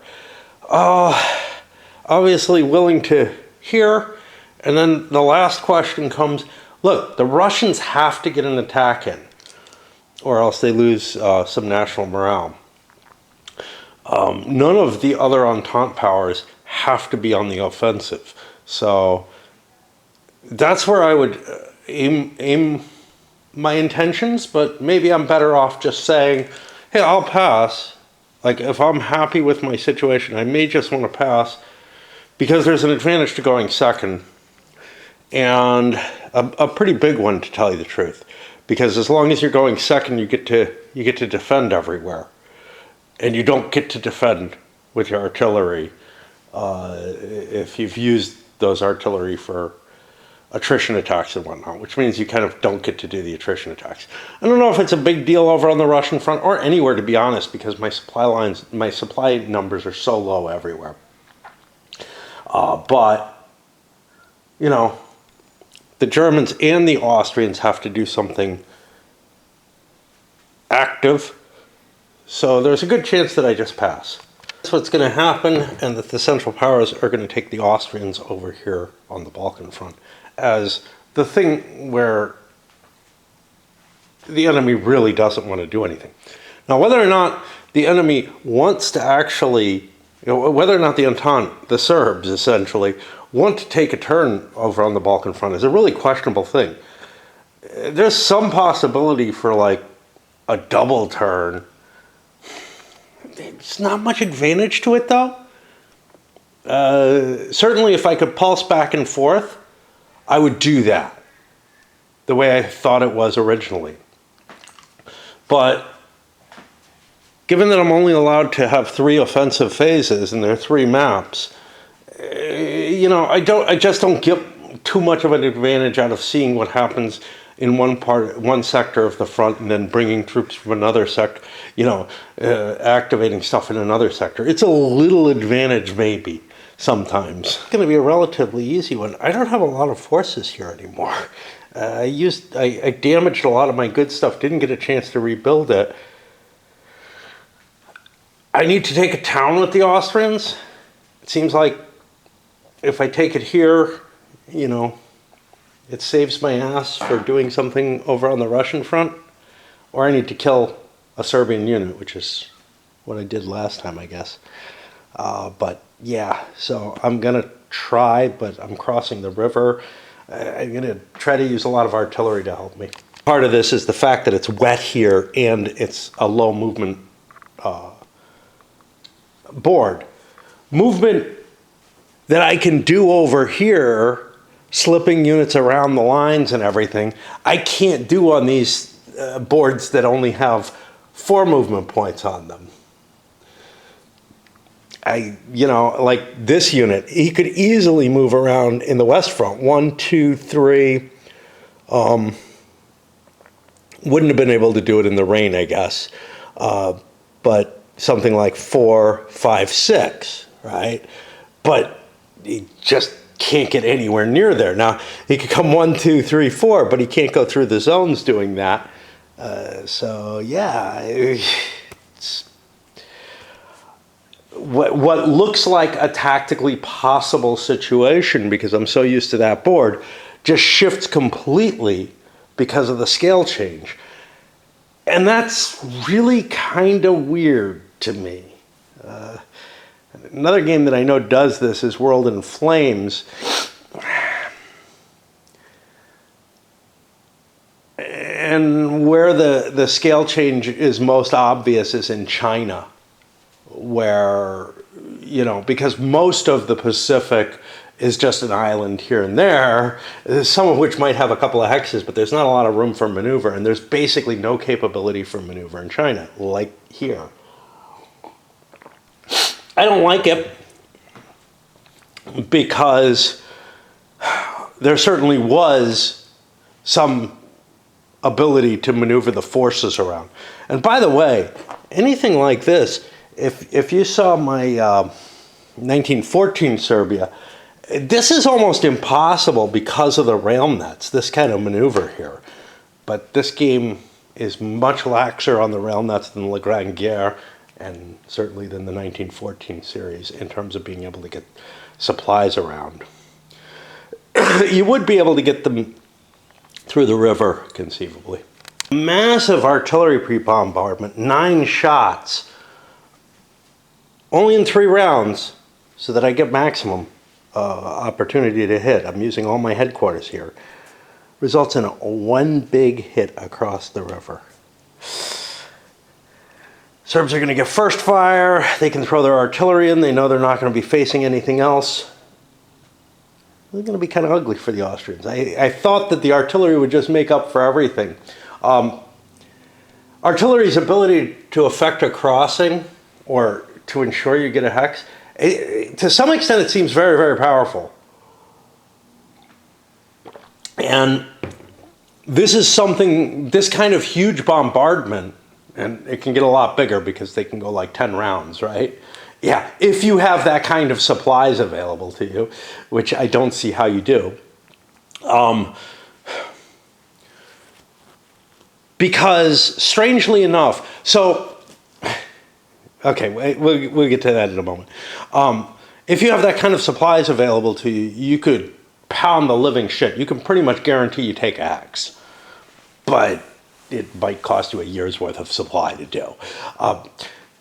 There's nothing like that in La Grande Guerre.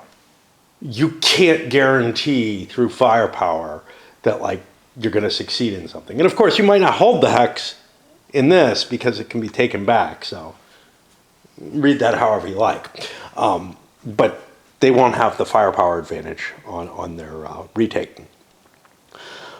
But one thing that I had been thinking was that in La Grande Guerre and in most games, the manpower is the problem. We've talked about that. But it goes further than that. The artillery capability increases over the war as the manpower reserves decrease. Now, I'm not sure. So one of the things is most of the countries came to full mobilization. They had all their pieces on the board. Here, I don't see how that's possible. Just the amount that you have to throw into supplies to get things to run feels like you will never have the majority of your divisions on the board, Well, not the majority, but, and you keep getting more new ones, but the cost to use them is so high, even if you just count in the fact that I'm going to entrench them, and pay for defense or whatever, that cost is high. It seems hard for me to believe that both sides are going to entrench everywhere. Feels to me like one side might entrench in a lot along its front, but it is likely to leave large portions of its front active. That might not be too wrong for the East Front during certain times of great mobility, but the West Front, they pretty much dug in immediately. And how deep they went, yeah. So, eventually it got quite hefty. But when, you had to fall back or whatever, and with just throwing up breastworks, you're talking about something a lot lighter. And I think that's something that Empires and Alliances handles better than games like Le Grand Guerre or the Great War, where there's just sort of two states. You're either entrenched or you're not. And in Le Grand Guerre, you're not entrenched while you're attacking. Like once you're on a mobile or while you're retreating. So any kind of exploitation or anything like that is against mobile forces. That's not the case in the Great War, but I don't know, it's slightly different scale. But yeah, here it feels like I'm getting a decreasing amount of stuff, capital, whatever, that I'm able to invest in my troops and my armaments. And the armaments, as far as I can tell, don't get all that much more effective. There's the Bruckmüller counter, which helps the German artillery. Another thing I noticed was no Strasstruppen in the rules, but they may be in a card. Let me finish this combat and then I'll check the cards. On the other hand, the Austrian troops got real lucky. They needed a 2 and a 1, and they rolled a couple of 1s. They kill the Serbian unit and they get the hex. And speaking briefly to the situation here, the Serbs don't really have the forces to be able to counterattack, and it's not really worth anything. Yeah, sure, it's a national will, but I can fall back, and there's another river line here. It's not really putting Belgrade in too much more danger. It's getting close. Belgrade is in danger of being encircled, but I don't know, I'm protecting this river line here, or yada, yada, yada.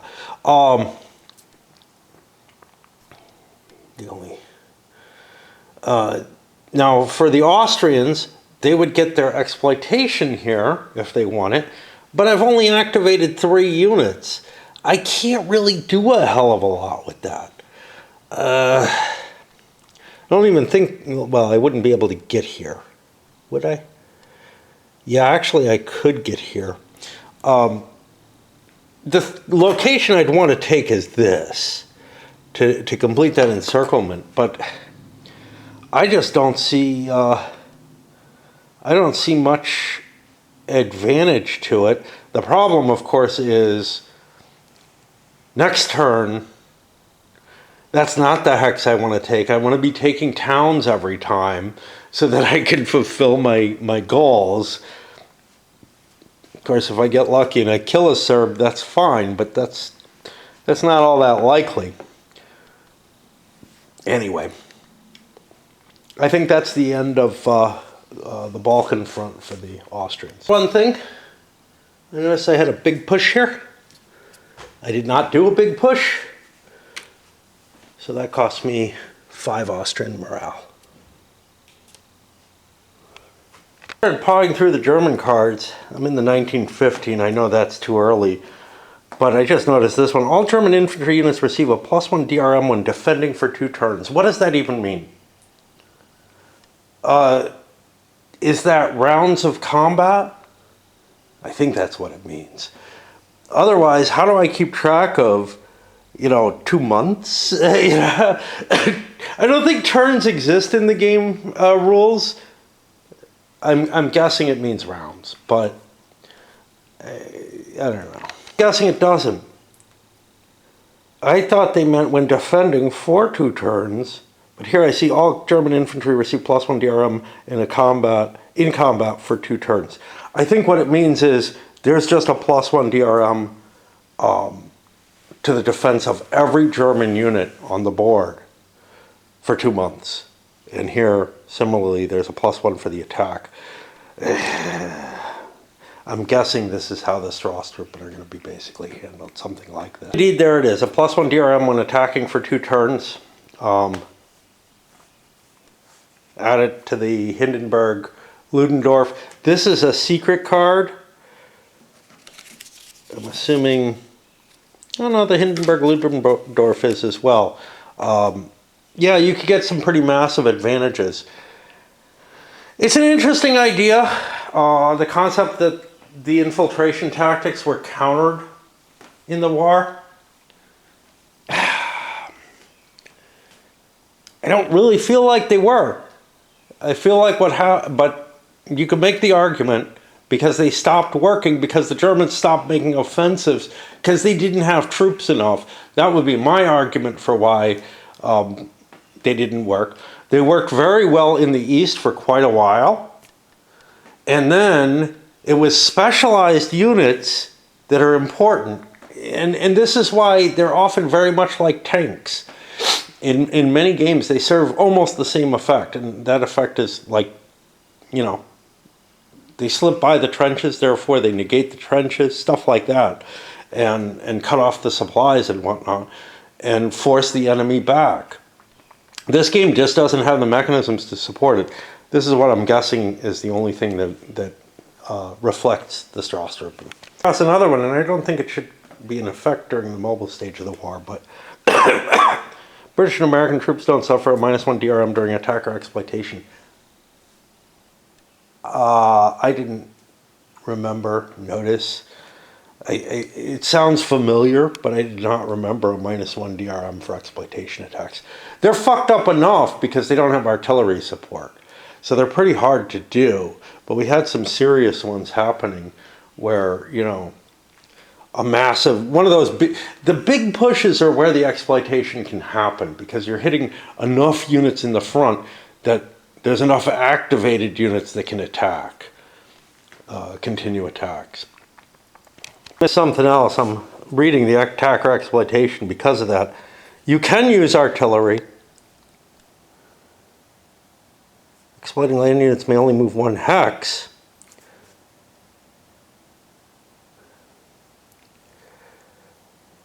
Well, okay, that makes it useless. Like, I've been misplaying it completely. I've been allowing myself to move all the exploiting units, their full movement allowance, which allows a wide front attack to really kind of pierce the enemy. And that's why Sedan fell briefly. But if you're only allowed to move 1 hex, and the way they write it is, so may only attack adjacent hexes to those captured during initial combat.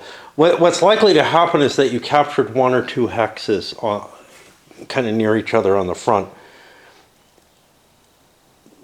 If you can't bring reserves up to conduct the attack, it's fucking useless.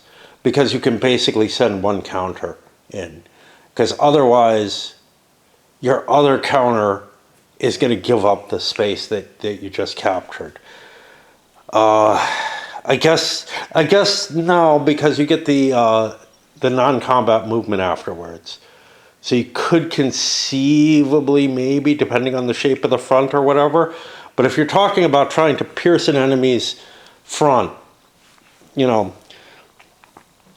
like if I attacked this hex, succeeded, and then used both units that remained to attack this hex, I've got a hole here.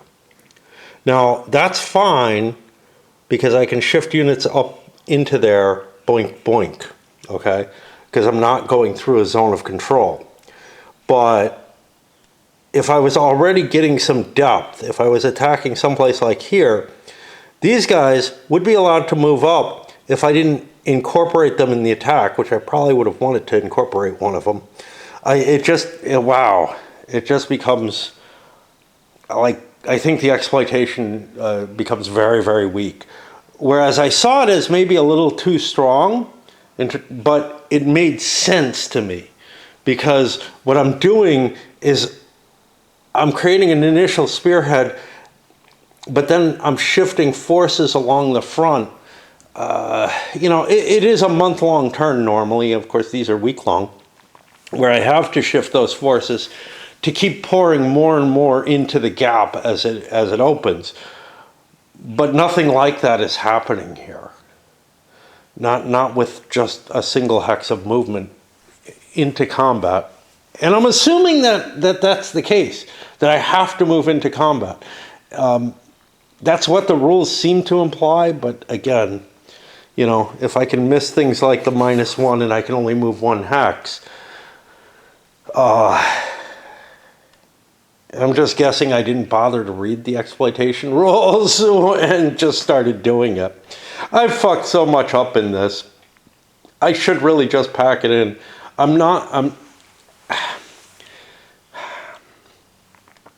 don't know. Like, do I feel like something could be salvaged from this game? That the rules could be fixed so that it actually worked? Maybe, but not to the extent, like, look, Le Grand Guerre gives me ahistorical results. Balance of Power gives me ahistorical results. Some of that feels like it's because, again, I'm too bloody-minded, but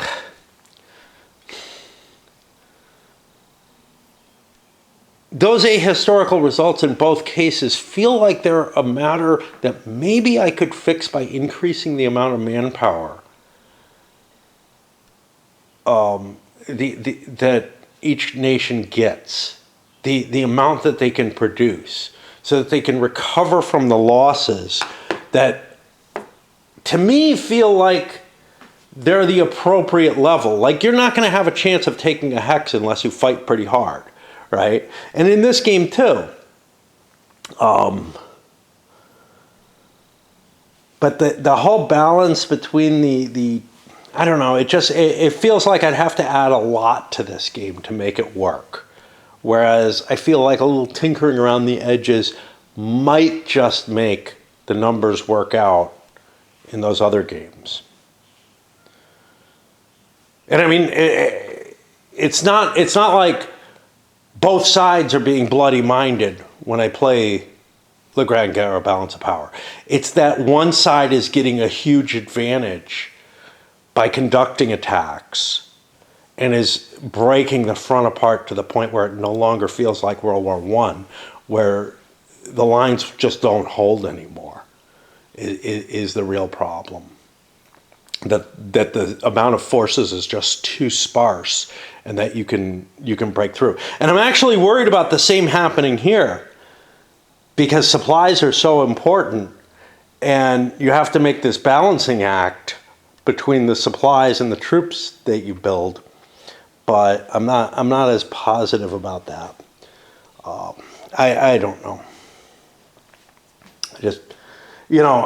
So far I'm not playing the game by the rules, though. So what can you say about it? Well, every time I find I'm misplaying by the rules, I'm finding it's making things worse. So, like, the exploitation being weakened in the ways that it has been, that it is by the rules. Again, this mobile phase of the war has really already turned into the Trenchschlag by September, by early September.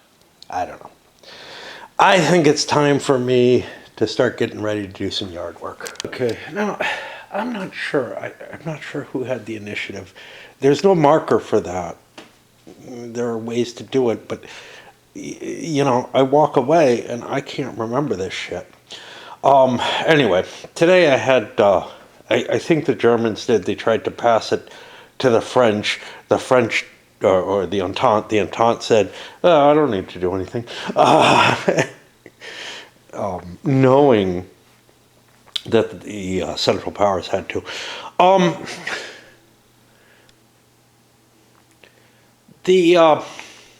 So my day, I ended up going out and pulling vines, basically, for about an hour or so.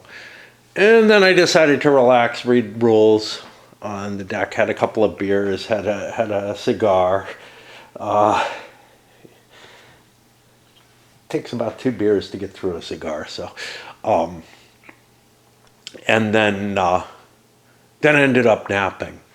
And I don't know, went up for the sunset and whatnot. It's dark now, but anyway, it is currently on the Entente to take the action here. Actually, I think the Entente got the initiative. This is a big deal because of the ordering of the movement phase. That is the one reason it's important.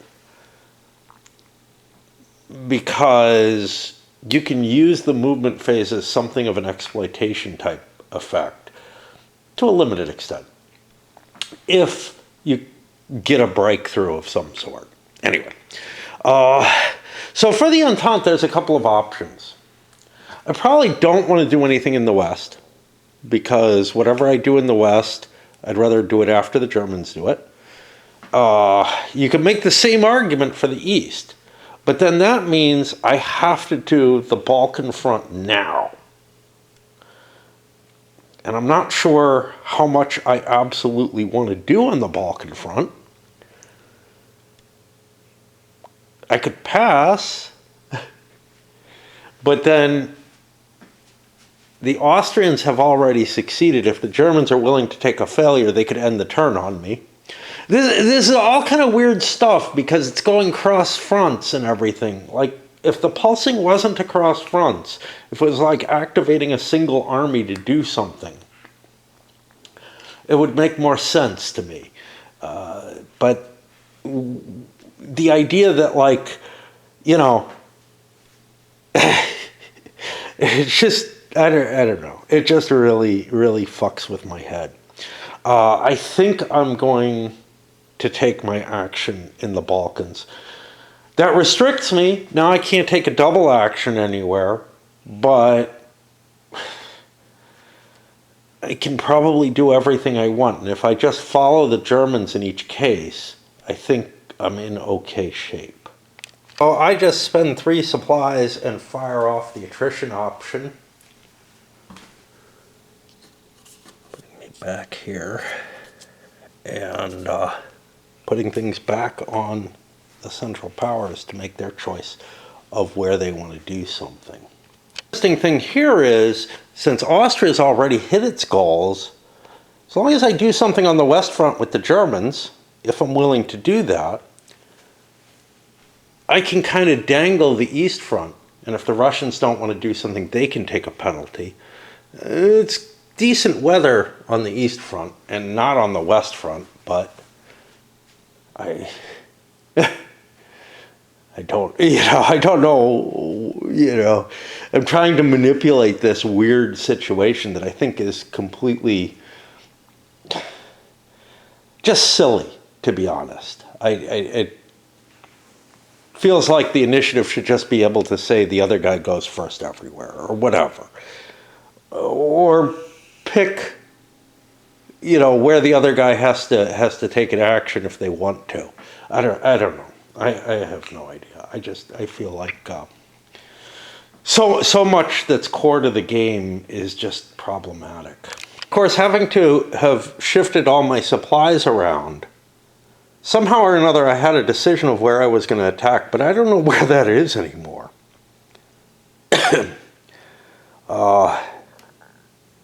So I have to do all that looking, which was a fair amount of the effort in the supply shifting, again.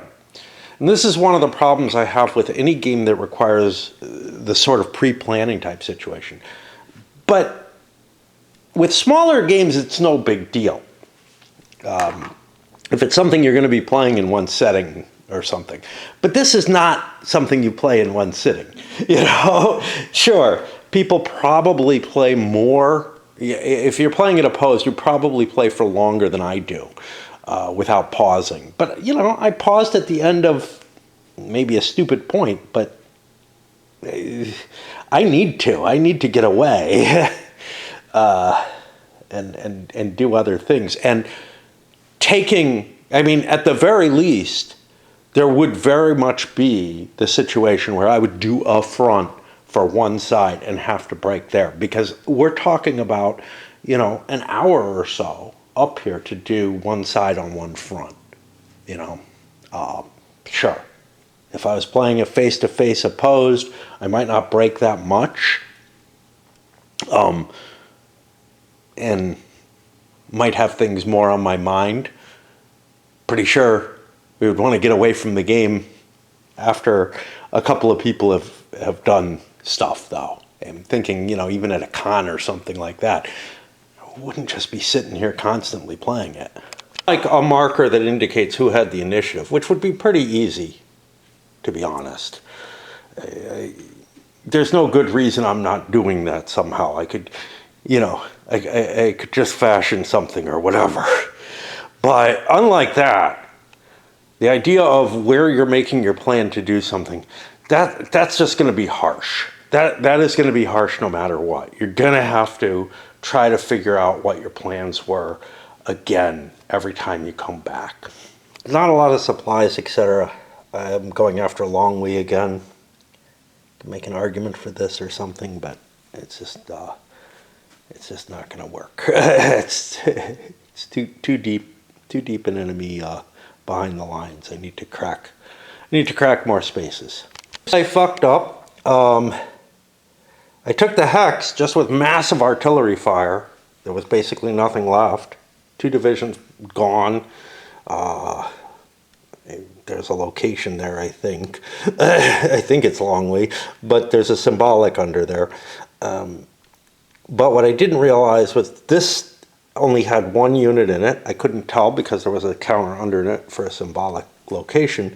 So I actually devoted a unit from here to move down. Now I couldn't have put anything into this Hex, and that means that the French can actually advance as far as this. If there's a unit in there, and I think there is, they could actually attack that and sort of cut me off because there's an actual combat unit in that Hex, not just the headquarters. Now, the French do have the opportunity to try to take the Hex back. If they take it, it goes up to a symbolic 3, which is as high as it goes. I'll look to see if they want to do that. I could not do any attrition combat because I went first, and I can't afford to not have artillery on defense, especially if small amounts of attacks are being made. Here's what's weird. Remember, the attacker exploitation can only go 1 Hex? The active defense has full range capabilities, which is 4 hexes because of the weather. But now I'm having a hard time finding units that aren't worn out at this point, but I think it's worth retaking the Hex. I'm not positive. We've already failed at our goal, which is not to lose a division, not to lose a town, and the Germans have succeeded, so I don't know. But I don't know. Like, everything feels so unimportant in this game compared to like the importance of the offensives in La Grande Guerre or whatever. And even attacks to take a Hex in La Grande Guerre feel more important. Here it just feels like we're trading back and forth. But I don't want to give ground if I can help it. I'm just having a really hard time finding any troops that can reach in this weather.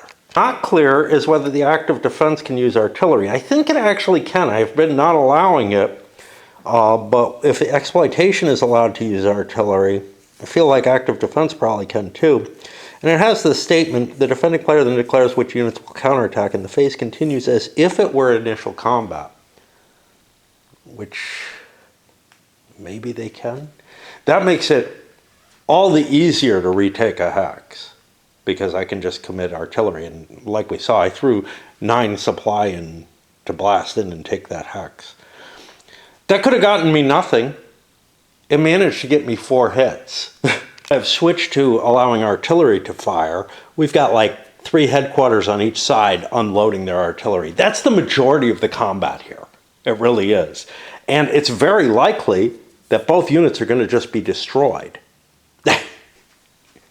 Which isn't an impossible situation. It gives a German flag there, I guess.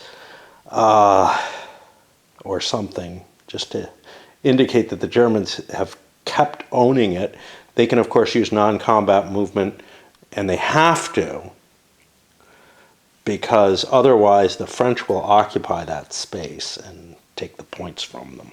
I think they could do an exploit from there, crack into here or something. Nope, only allowed to move 1 hex, and only with the activated units. My activated units are all back here.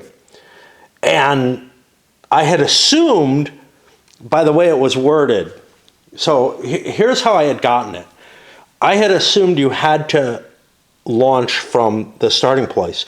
I'm not sure that's actually how it's intended here. It occurs in the same manner as initial combat, and like active defense, does not require activation of headquarters, but does require the use of more supplies, okay? And I was assuming that you could only use the headquarters you had already activated for the offensive, because that would make sense. In addition, the attacking units suffer a penalty. Air and artillery can participate, may only move 1 hex, so they can only attack adjacent hexes to those captured during the initial combat. That to those captured in the initial combat, well, that's not clear, except for that it says it there. If I could only attack out of this hex, that would make sense. If I could move units that were already activated, which is, I believe, what it says. No, not there.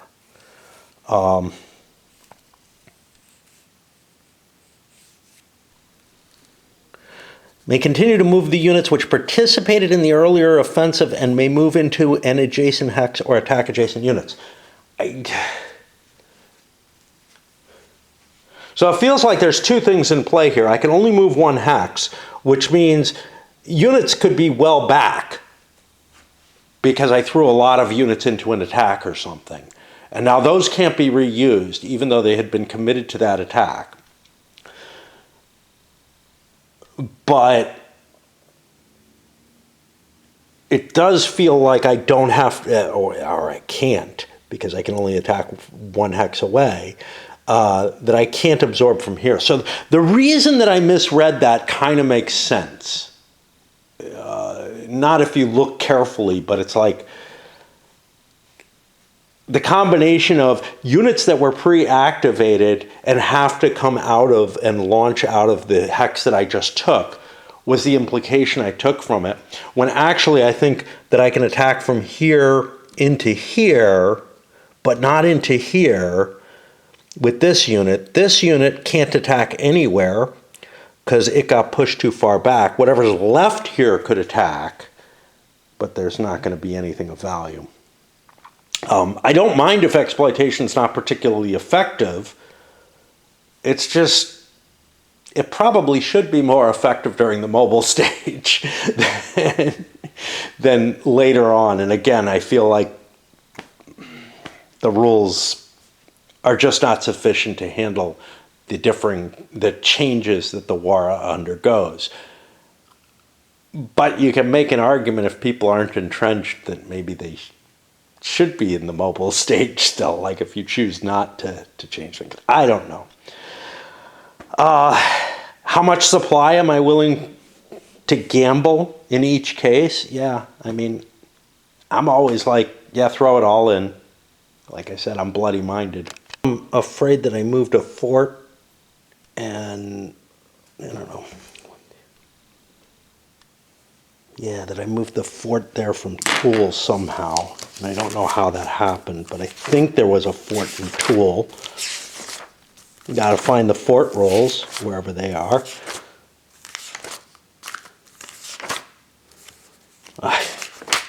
Okay, that's where they are.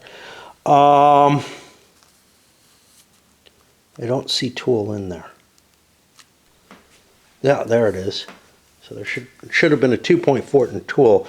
That would be where the headquarters was, I guess. I don't know. Maybe I moved the headquarters back a hex. I bet you I did. Because 1, 2, 3, 4, 5, 6, 7, 8, and just took Toul with me for no good reason. I probably wouldn't have moved them if I had known that I was in a fort, but whatever. And now I just expended enough for all of these, which means I have 3 artillery and the unit. I hope I spent the right amount. I think I did. 3 artillery and the unit, and now the Germans are going to probably do the same, 3 artillery and the defense of the hex. No opportunity for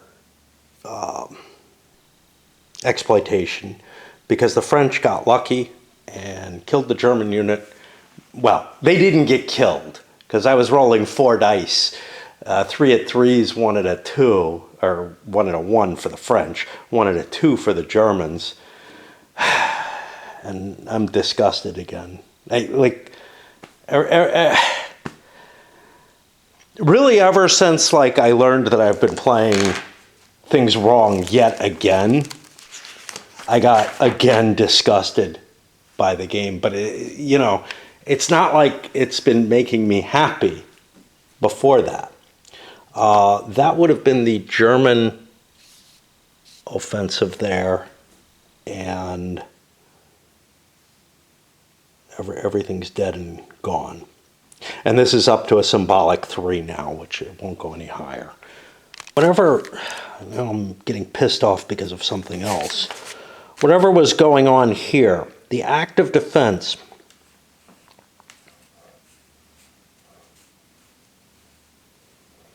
So here's the problem. You don't have to activate headquarters to move into battle, though you have to use supplies in the same amount as the regular offensive. The French now have, and if they had supplies in them, all these headquarters that were not activated, which means, from what I understand of the various rules, I can use them again for artillery fire, but I can't use the German ones for artillery fire, which is, again, if you go first on the front, you're severely fucked. But again, maybe I'm misinterpreting what they intended. It's so hard, Here this is in the discussion of the headquarters artillery. They don't directly say,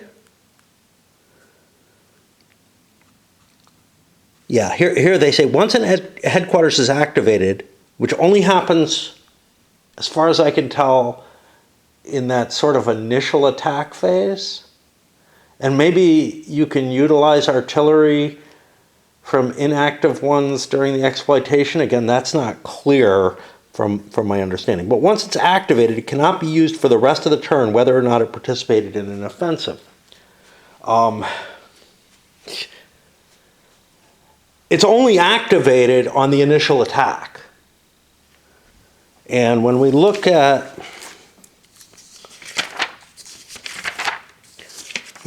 these additional things,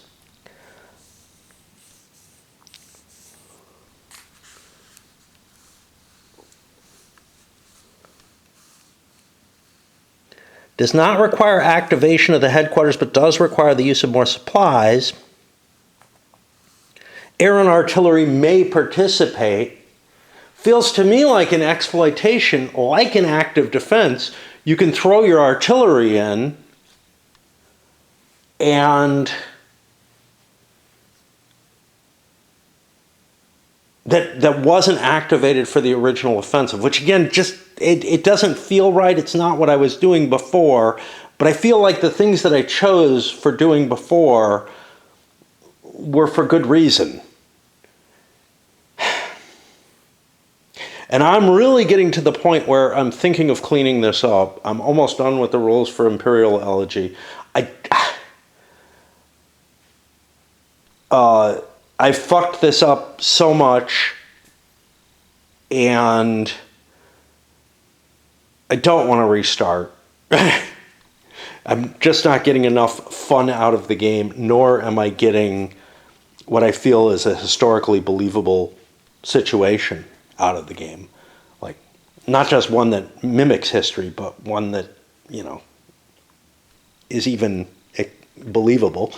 And I'm going to have to go through a hefty when I hit the autumn turn after this, I'm going to have to go through a fairly hefty activity of hunting down the new force pool units. Not that I need them, for most of the countries at least,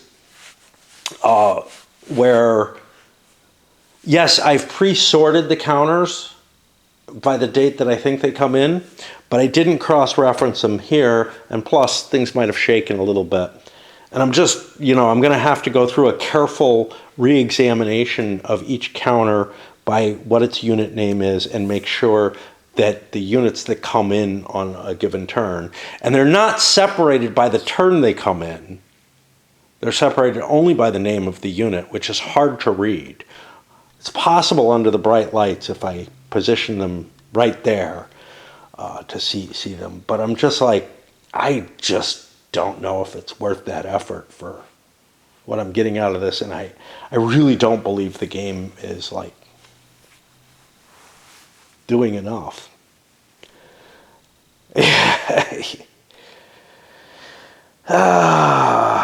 I mean, there are some interesting things, but I was finding them more interesting, and maybe it's because I was used to them or whatever, under the rules that I was playing by before. And the rules that I'm playing, that I'm trying to align with this, where the artillery gets to be used willy-nilly wherever you want, it's really just coming down to whoever has the most supplies can batter their way through the enemy. And the Brits are giving you a big pile of additional supplies. First turn, not so much. After the first month, first 4 turns, not so much. But now they're throwing in so much that, like,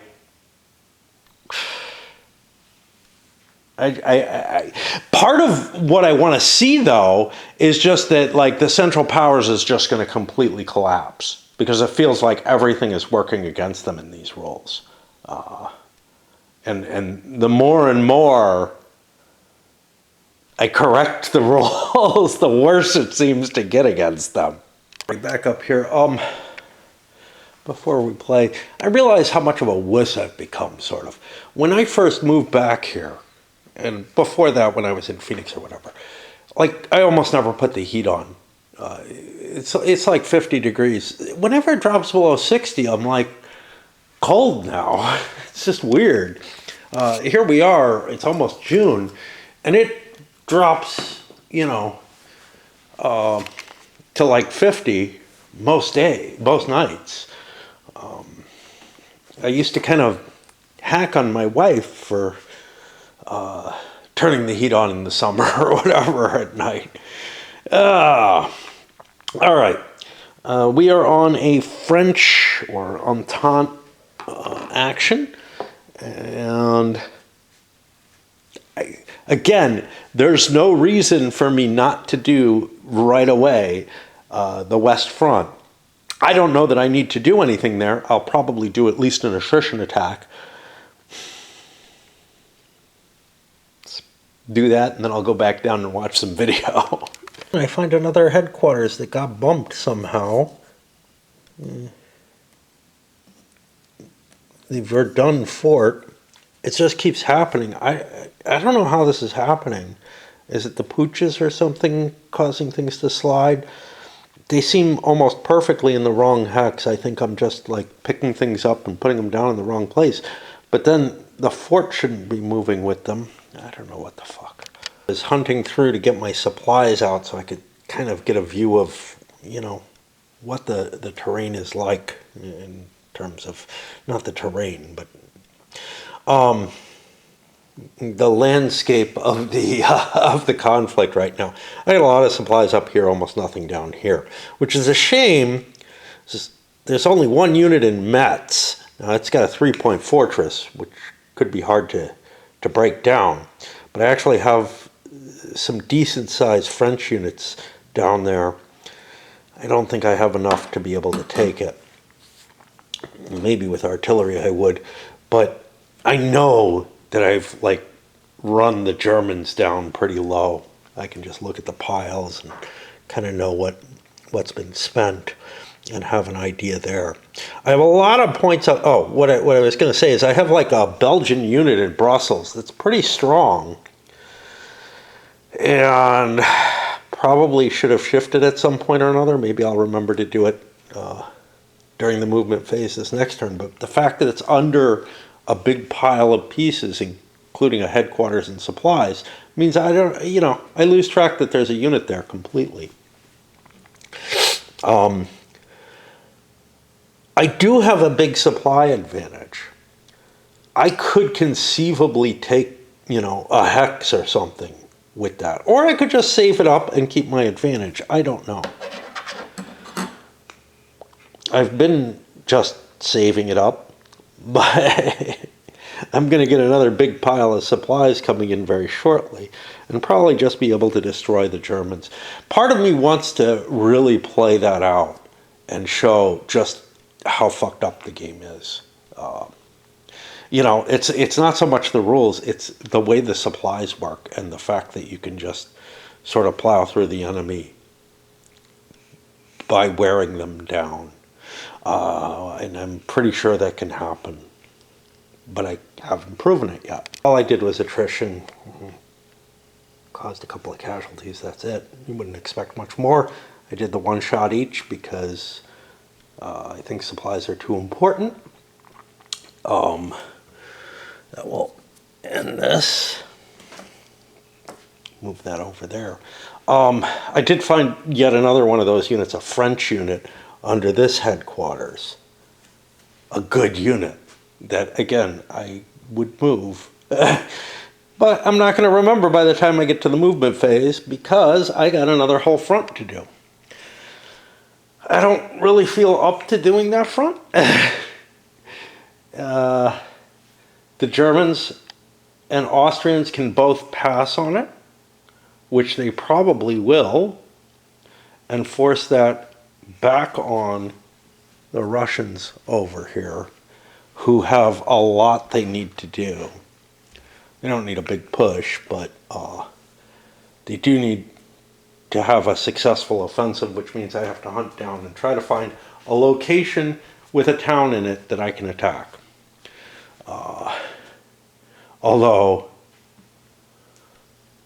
I think I can get it just by like running down to here or something on the movement phase. So I could actually probably just pass as well if I want. I don't know if I want to do that. I want to see if there's anything that I particularly do want to attack. I know I don't have a lot of supplies in either case. I came up here. Yes, I could maybe get something like this, but much easier. I could capture Tilsit, which is worth a point. That'll gather my goals. Then I started thinking, okay, but let's take a look. The Austrians have a weakness here, and I had some Russian decent-sized units that could hit one of these two hexes. I probably can't take both of them, but I could probably take one and further collapse the Austrian position. There's a problem. I'm only allowed to move into a hex if I attack it. If I throw units into this hex, say, these two hexes are empty. I have no supplies going back because they're in zones. I can't advance. Maybe I'm getting something wrong.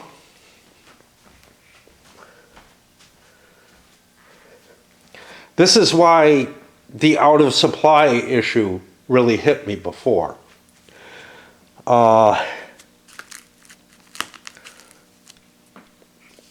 So, and what I may be getting wrong is that maybe you can move things during the offensive assault. The attacking units, assault involves land units being used to attack enemy land units in opposing hexes.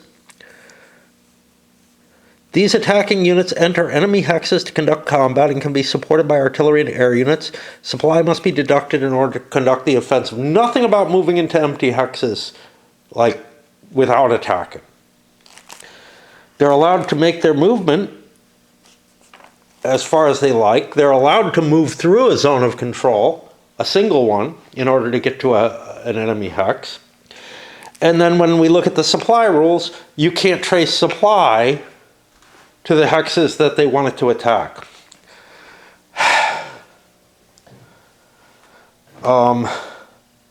I would, again, look, I could make up a different game. I could return to the kind of game that I was playing early on and was starting to get a little bit comfortable with before I started finding what was,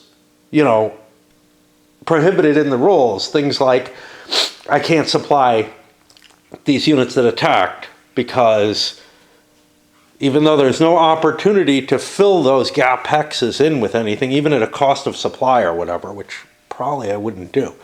I simply have no opportunity to advance here. And here's the thing, if the Austrians, and I'm not sure who has the initiative, but I think it's the Entente. If the Austrians had the initiative, they could move back and take those hexes before the Russians get a chance to do a free move into them. I'm just, at this point, so disgusted with what I'm finding with this game. I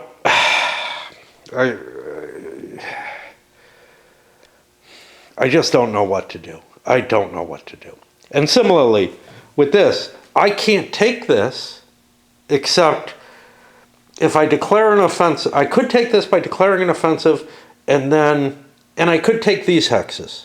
By declaring an offensive, not doing any attacks, but I've activated a headquarters, and then I can activate the units at a cost during the non-combat moves. But it just, I don't know, it just seems so shitty. The whole system.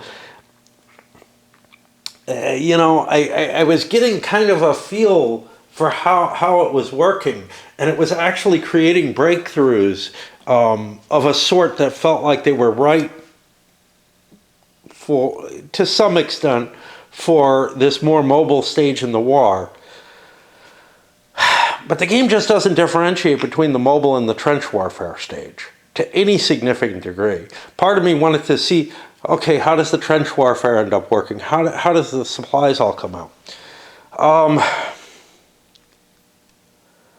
I'm not committed to leaving yet, but I'm damn close, and I don't want to play anymore until I make my decision. I think I'm going to quit because this is just... I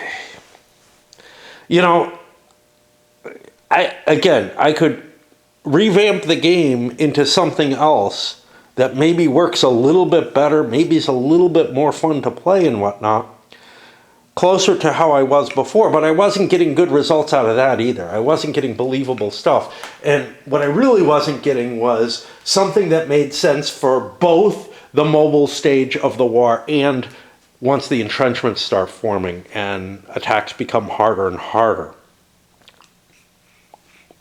The artillery being able to be thrown in on any combat, including the exploitation, including the active defense and the exploitation, is really going to throw it just simply who can throw the most gunpowder into a given hex.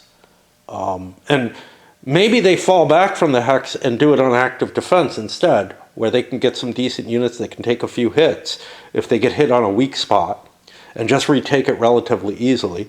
Remember, there's no limit, like that's normal movement range for that. So there's a lot of flexibility towards what I can retake the hex with. The exploitation, I'm okay with it not being particularly powerful when you hit the trench stage of the war, but in the mobile stage, it should exist, more like how I had it.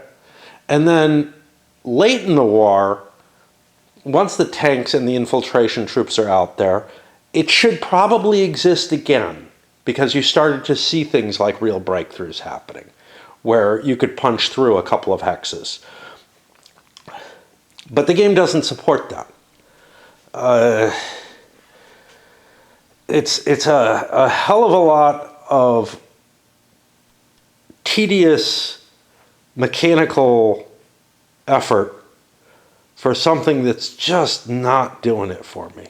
And I don't think, again, I think I could use these components and maybe make an okay game out of it. Maybe design significant other portions of the game around it. But it would be a hefty effort to try to make this thing work. I'm just writing it off as really a failure at this point. It tries to cover a lot of things that I think are cool to cover. I'm not sure how convinced I am about the unit strength rolls and whatnot. The variability in combat is a nice aspect, but man,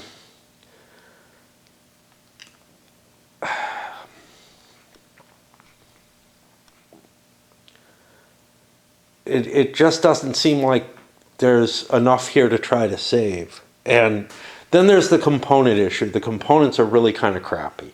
It looks like a print and play game. It really does.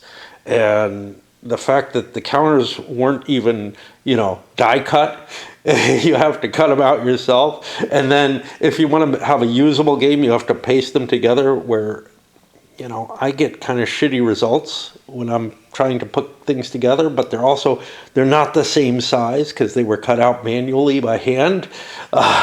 Shit like that is just like adding to the problem. It would have been acceptable if there was a really amazing game down here. If there was something, I didn't expect something that would match Le Grand Guerre, but if there was something that came close and maybe showed a different vision, I'd be in for it. But I don't think this is, I don't see a way that that's there, honestly. When I look at the infiltration troops, that they're a +1 for 2 turns, when historically they were heavily used for 2 turns, that's 2 months. When they were historically used for several months on the East Front, and then moved to the West Front and used for several more months.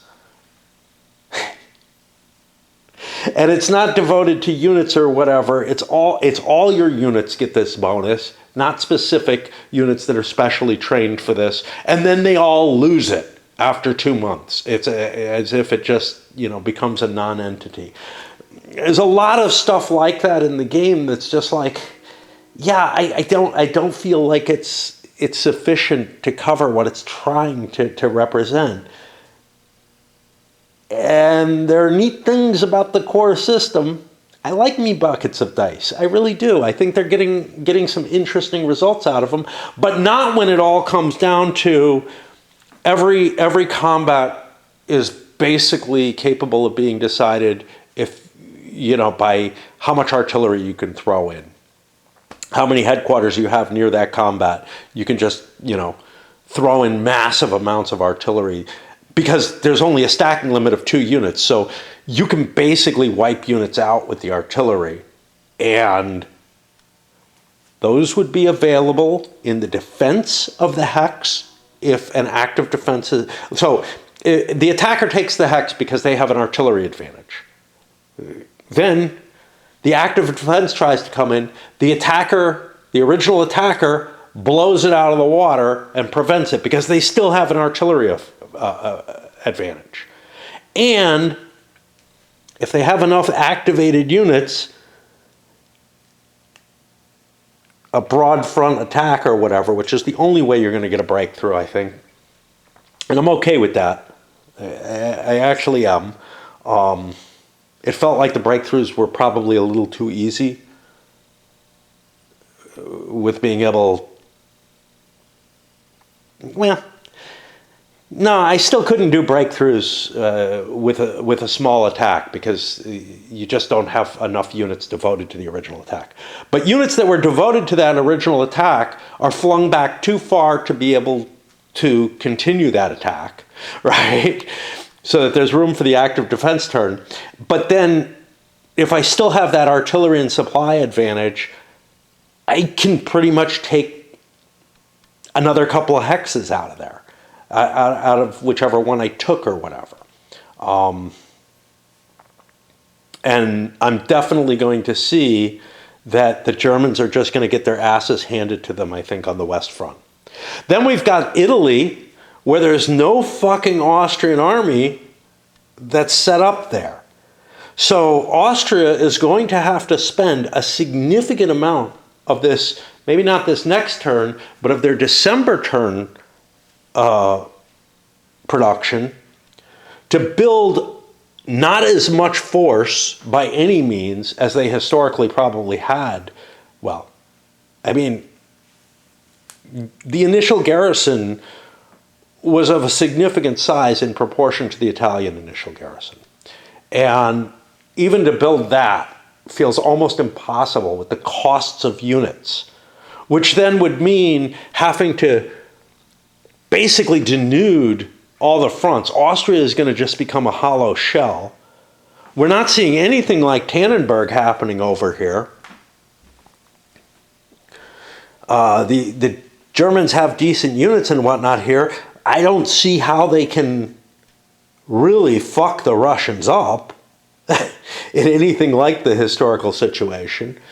And we've already seen that with rules that are probably more advantageous to the German advance than the actual written rules, the Germans have been completely fucking stymied here. It doesn't help that there are no rules preventing, the British troops from entering Belgium at the same time, maybe even before the Germans do, and the French doing the same, without paying any kind of political price or whatever. There's just so much that's like just so wrong. I'm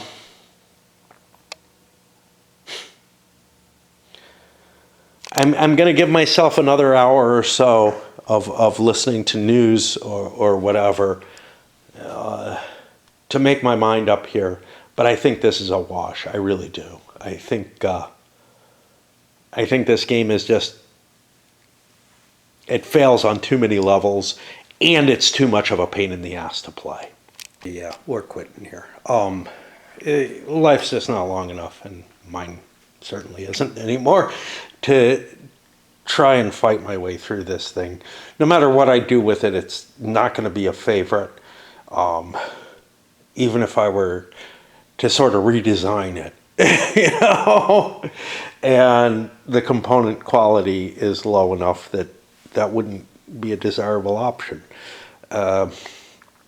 It's not giving a historical enough view, and I don't expect it to improve. The only thing that was keeping me in here was kind of to showcase what I suspect would happen as we go on, how much worse it would get.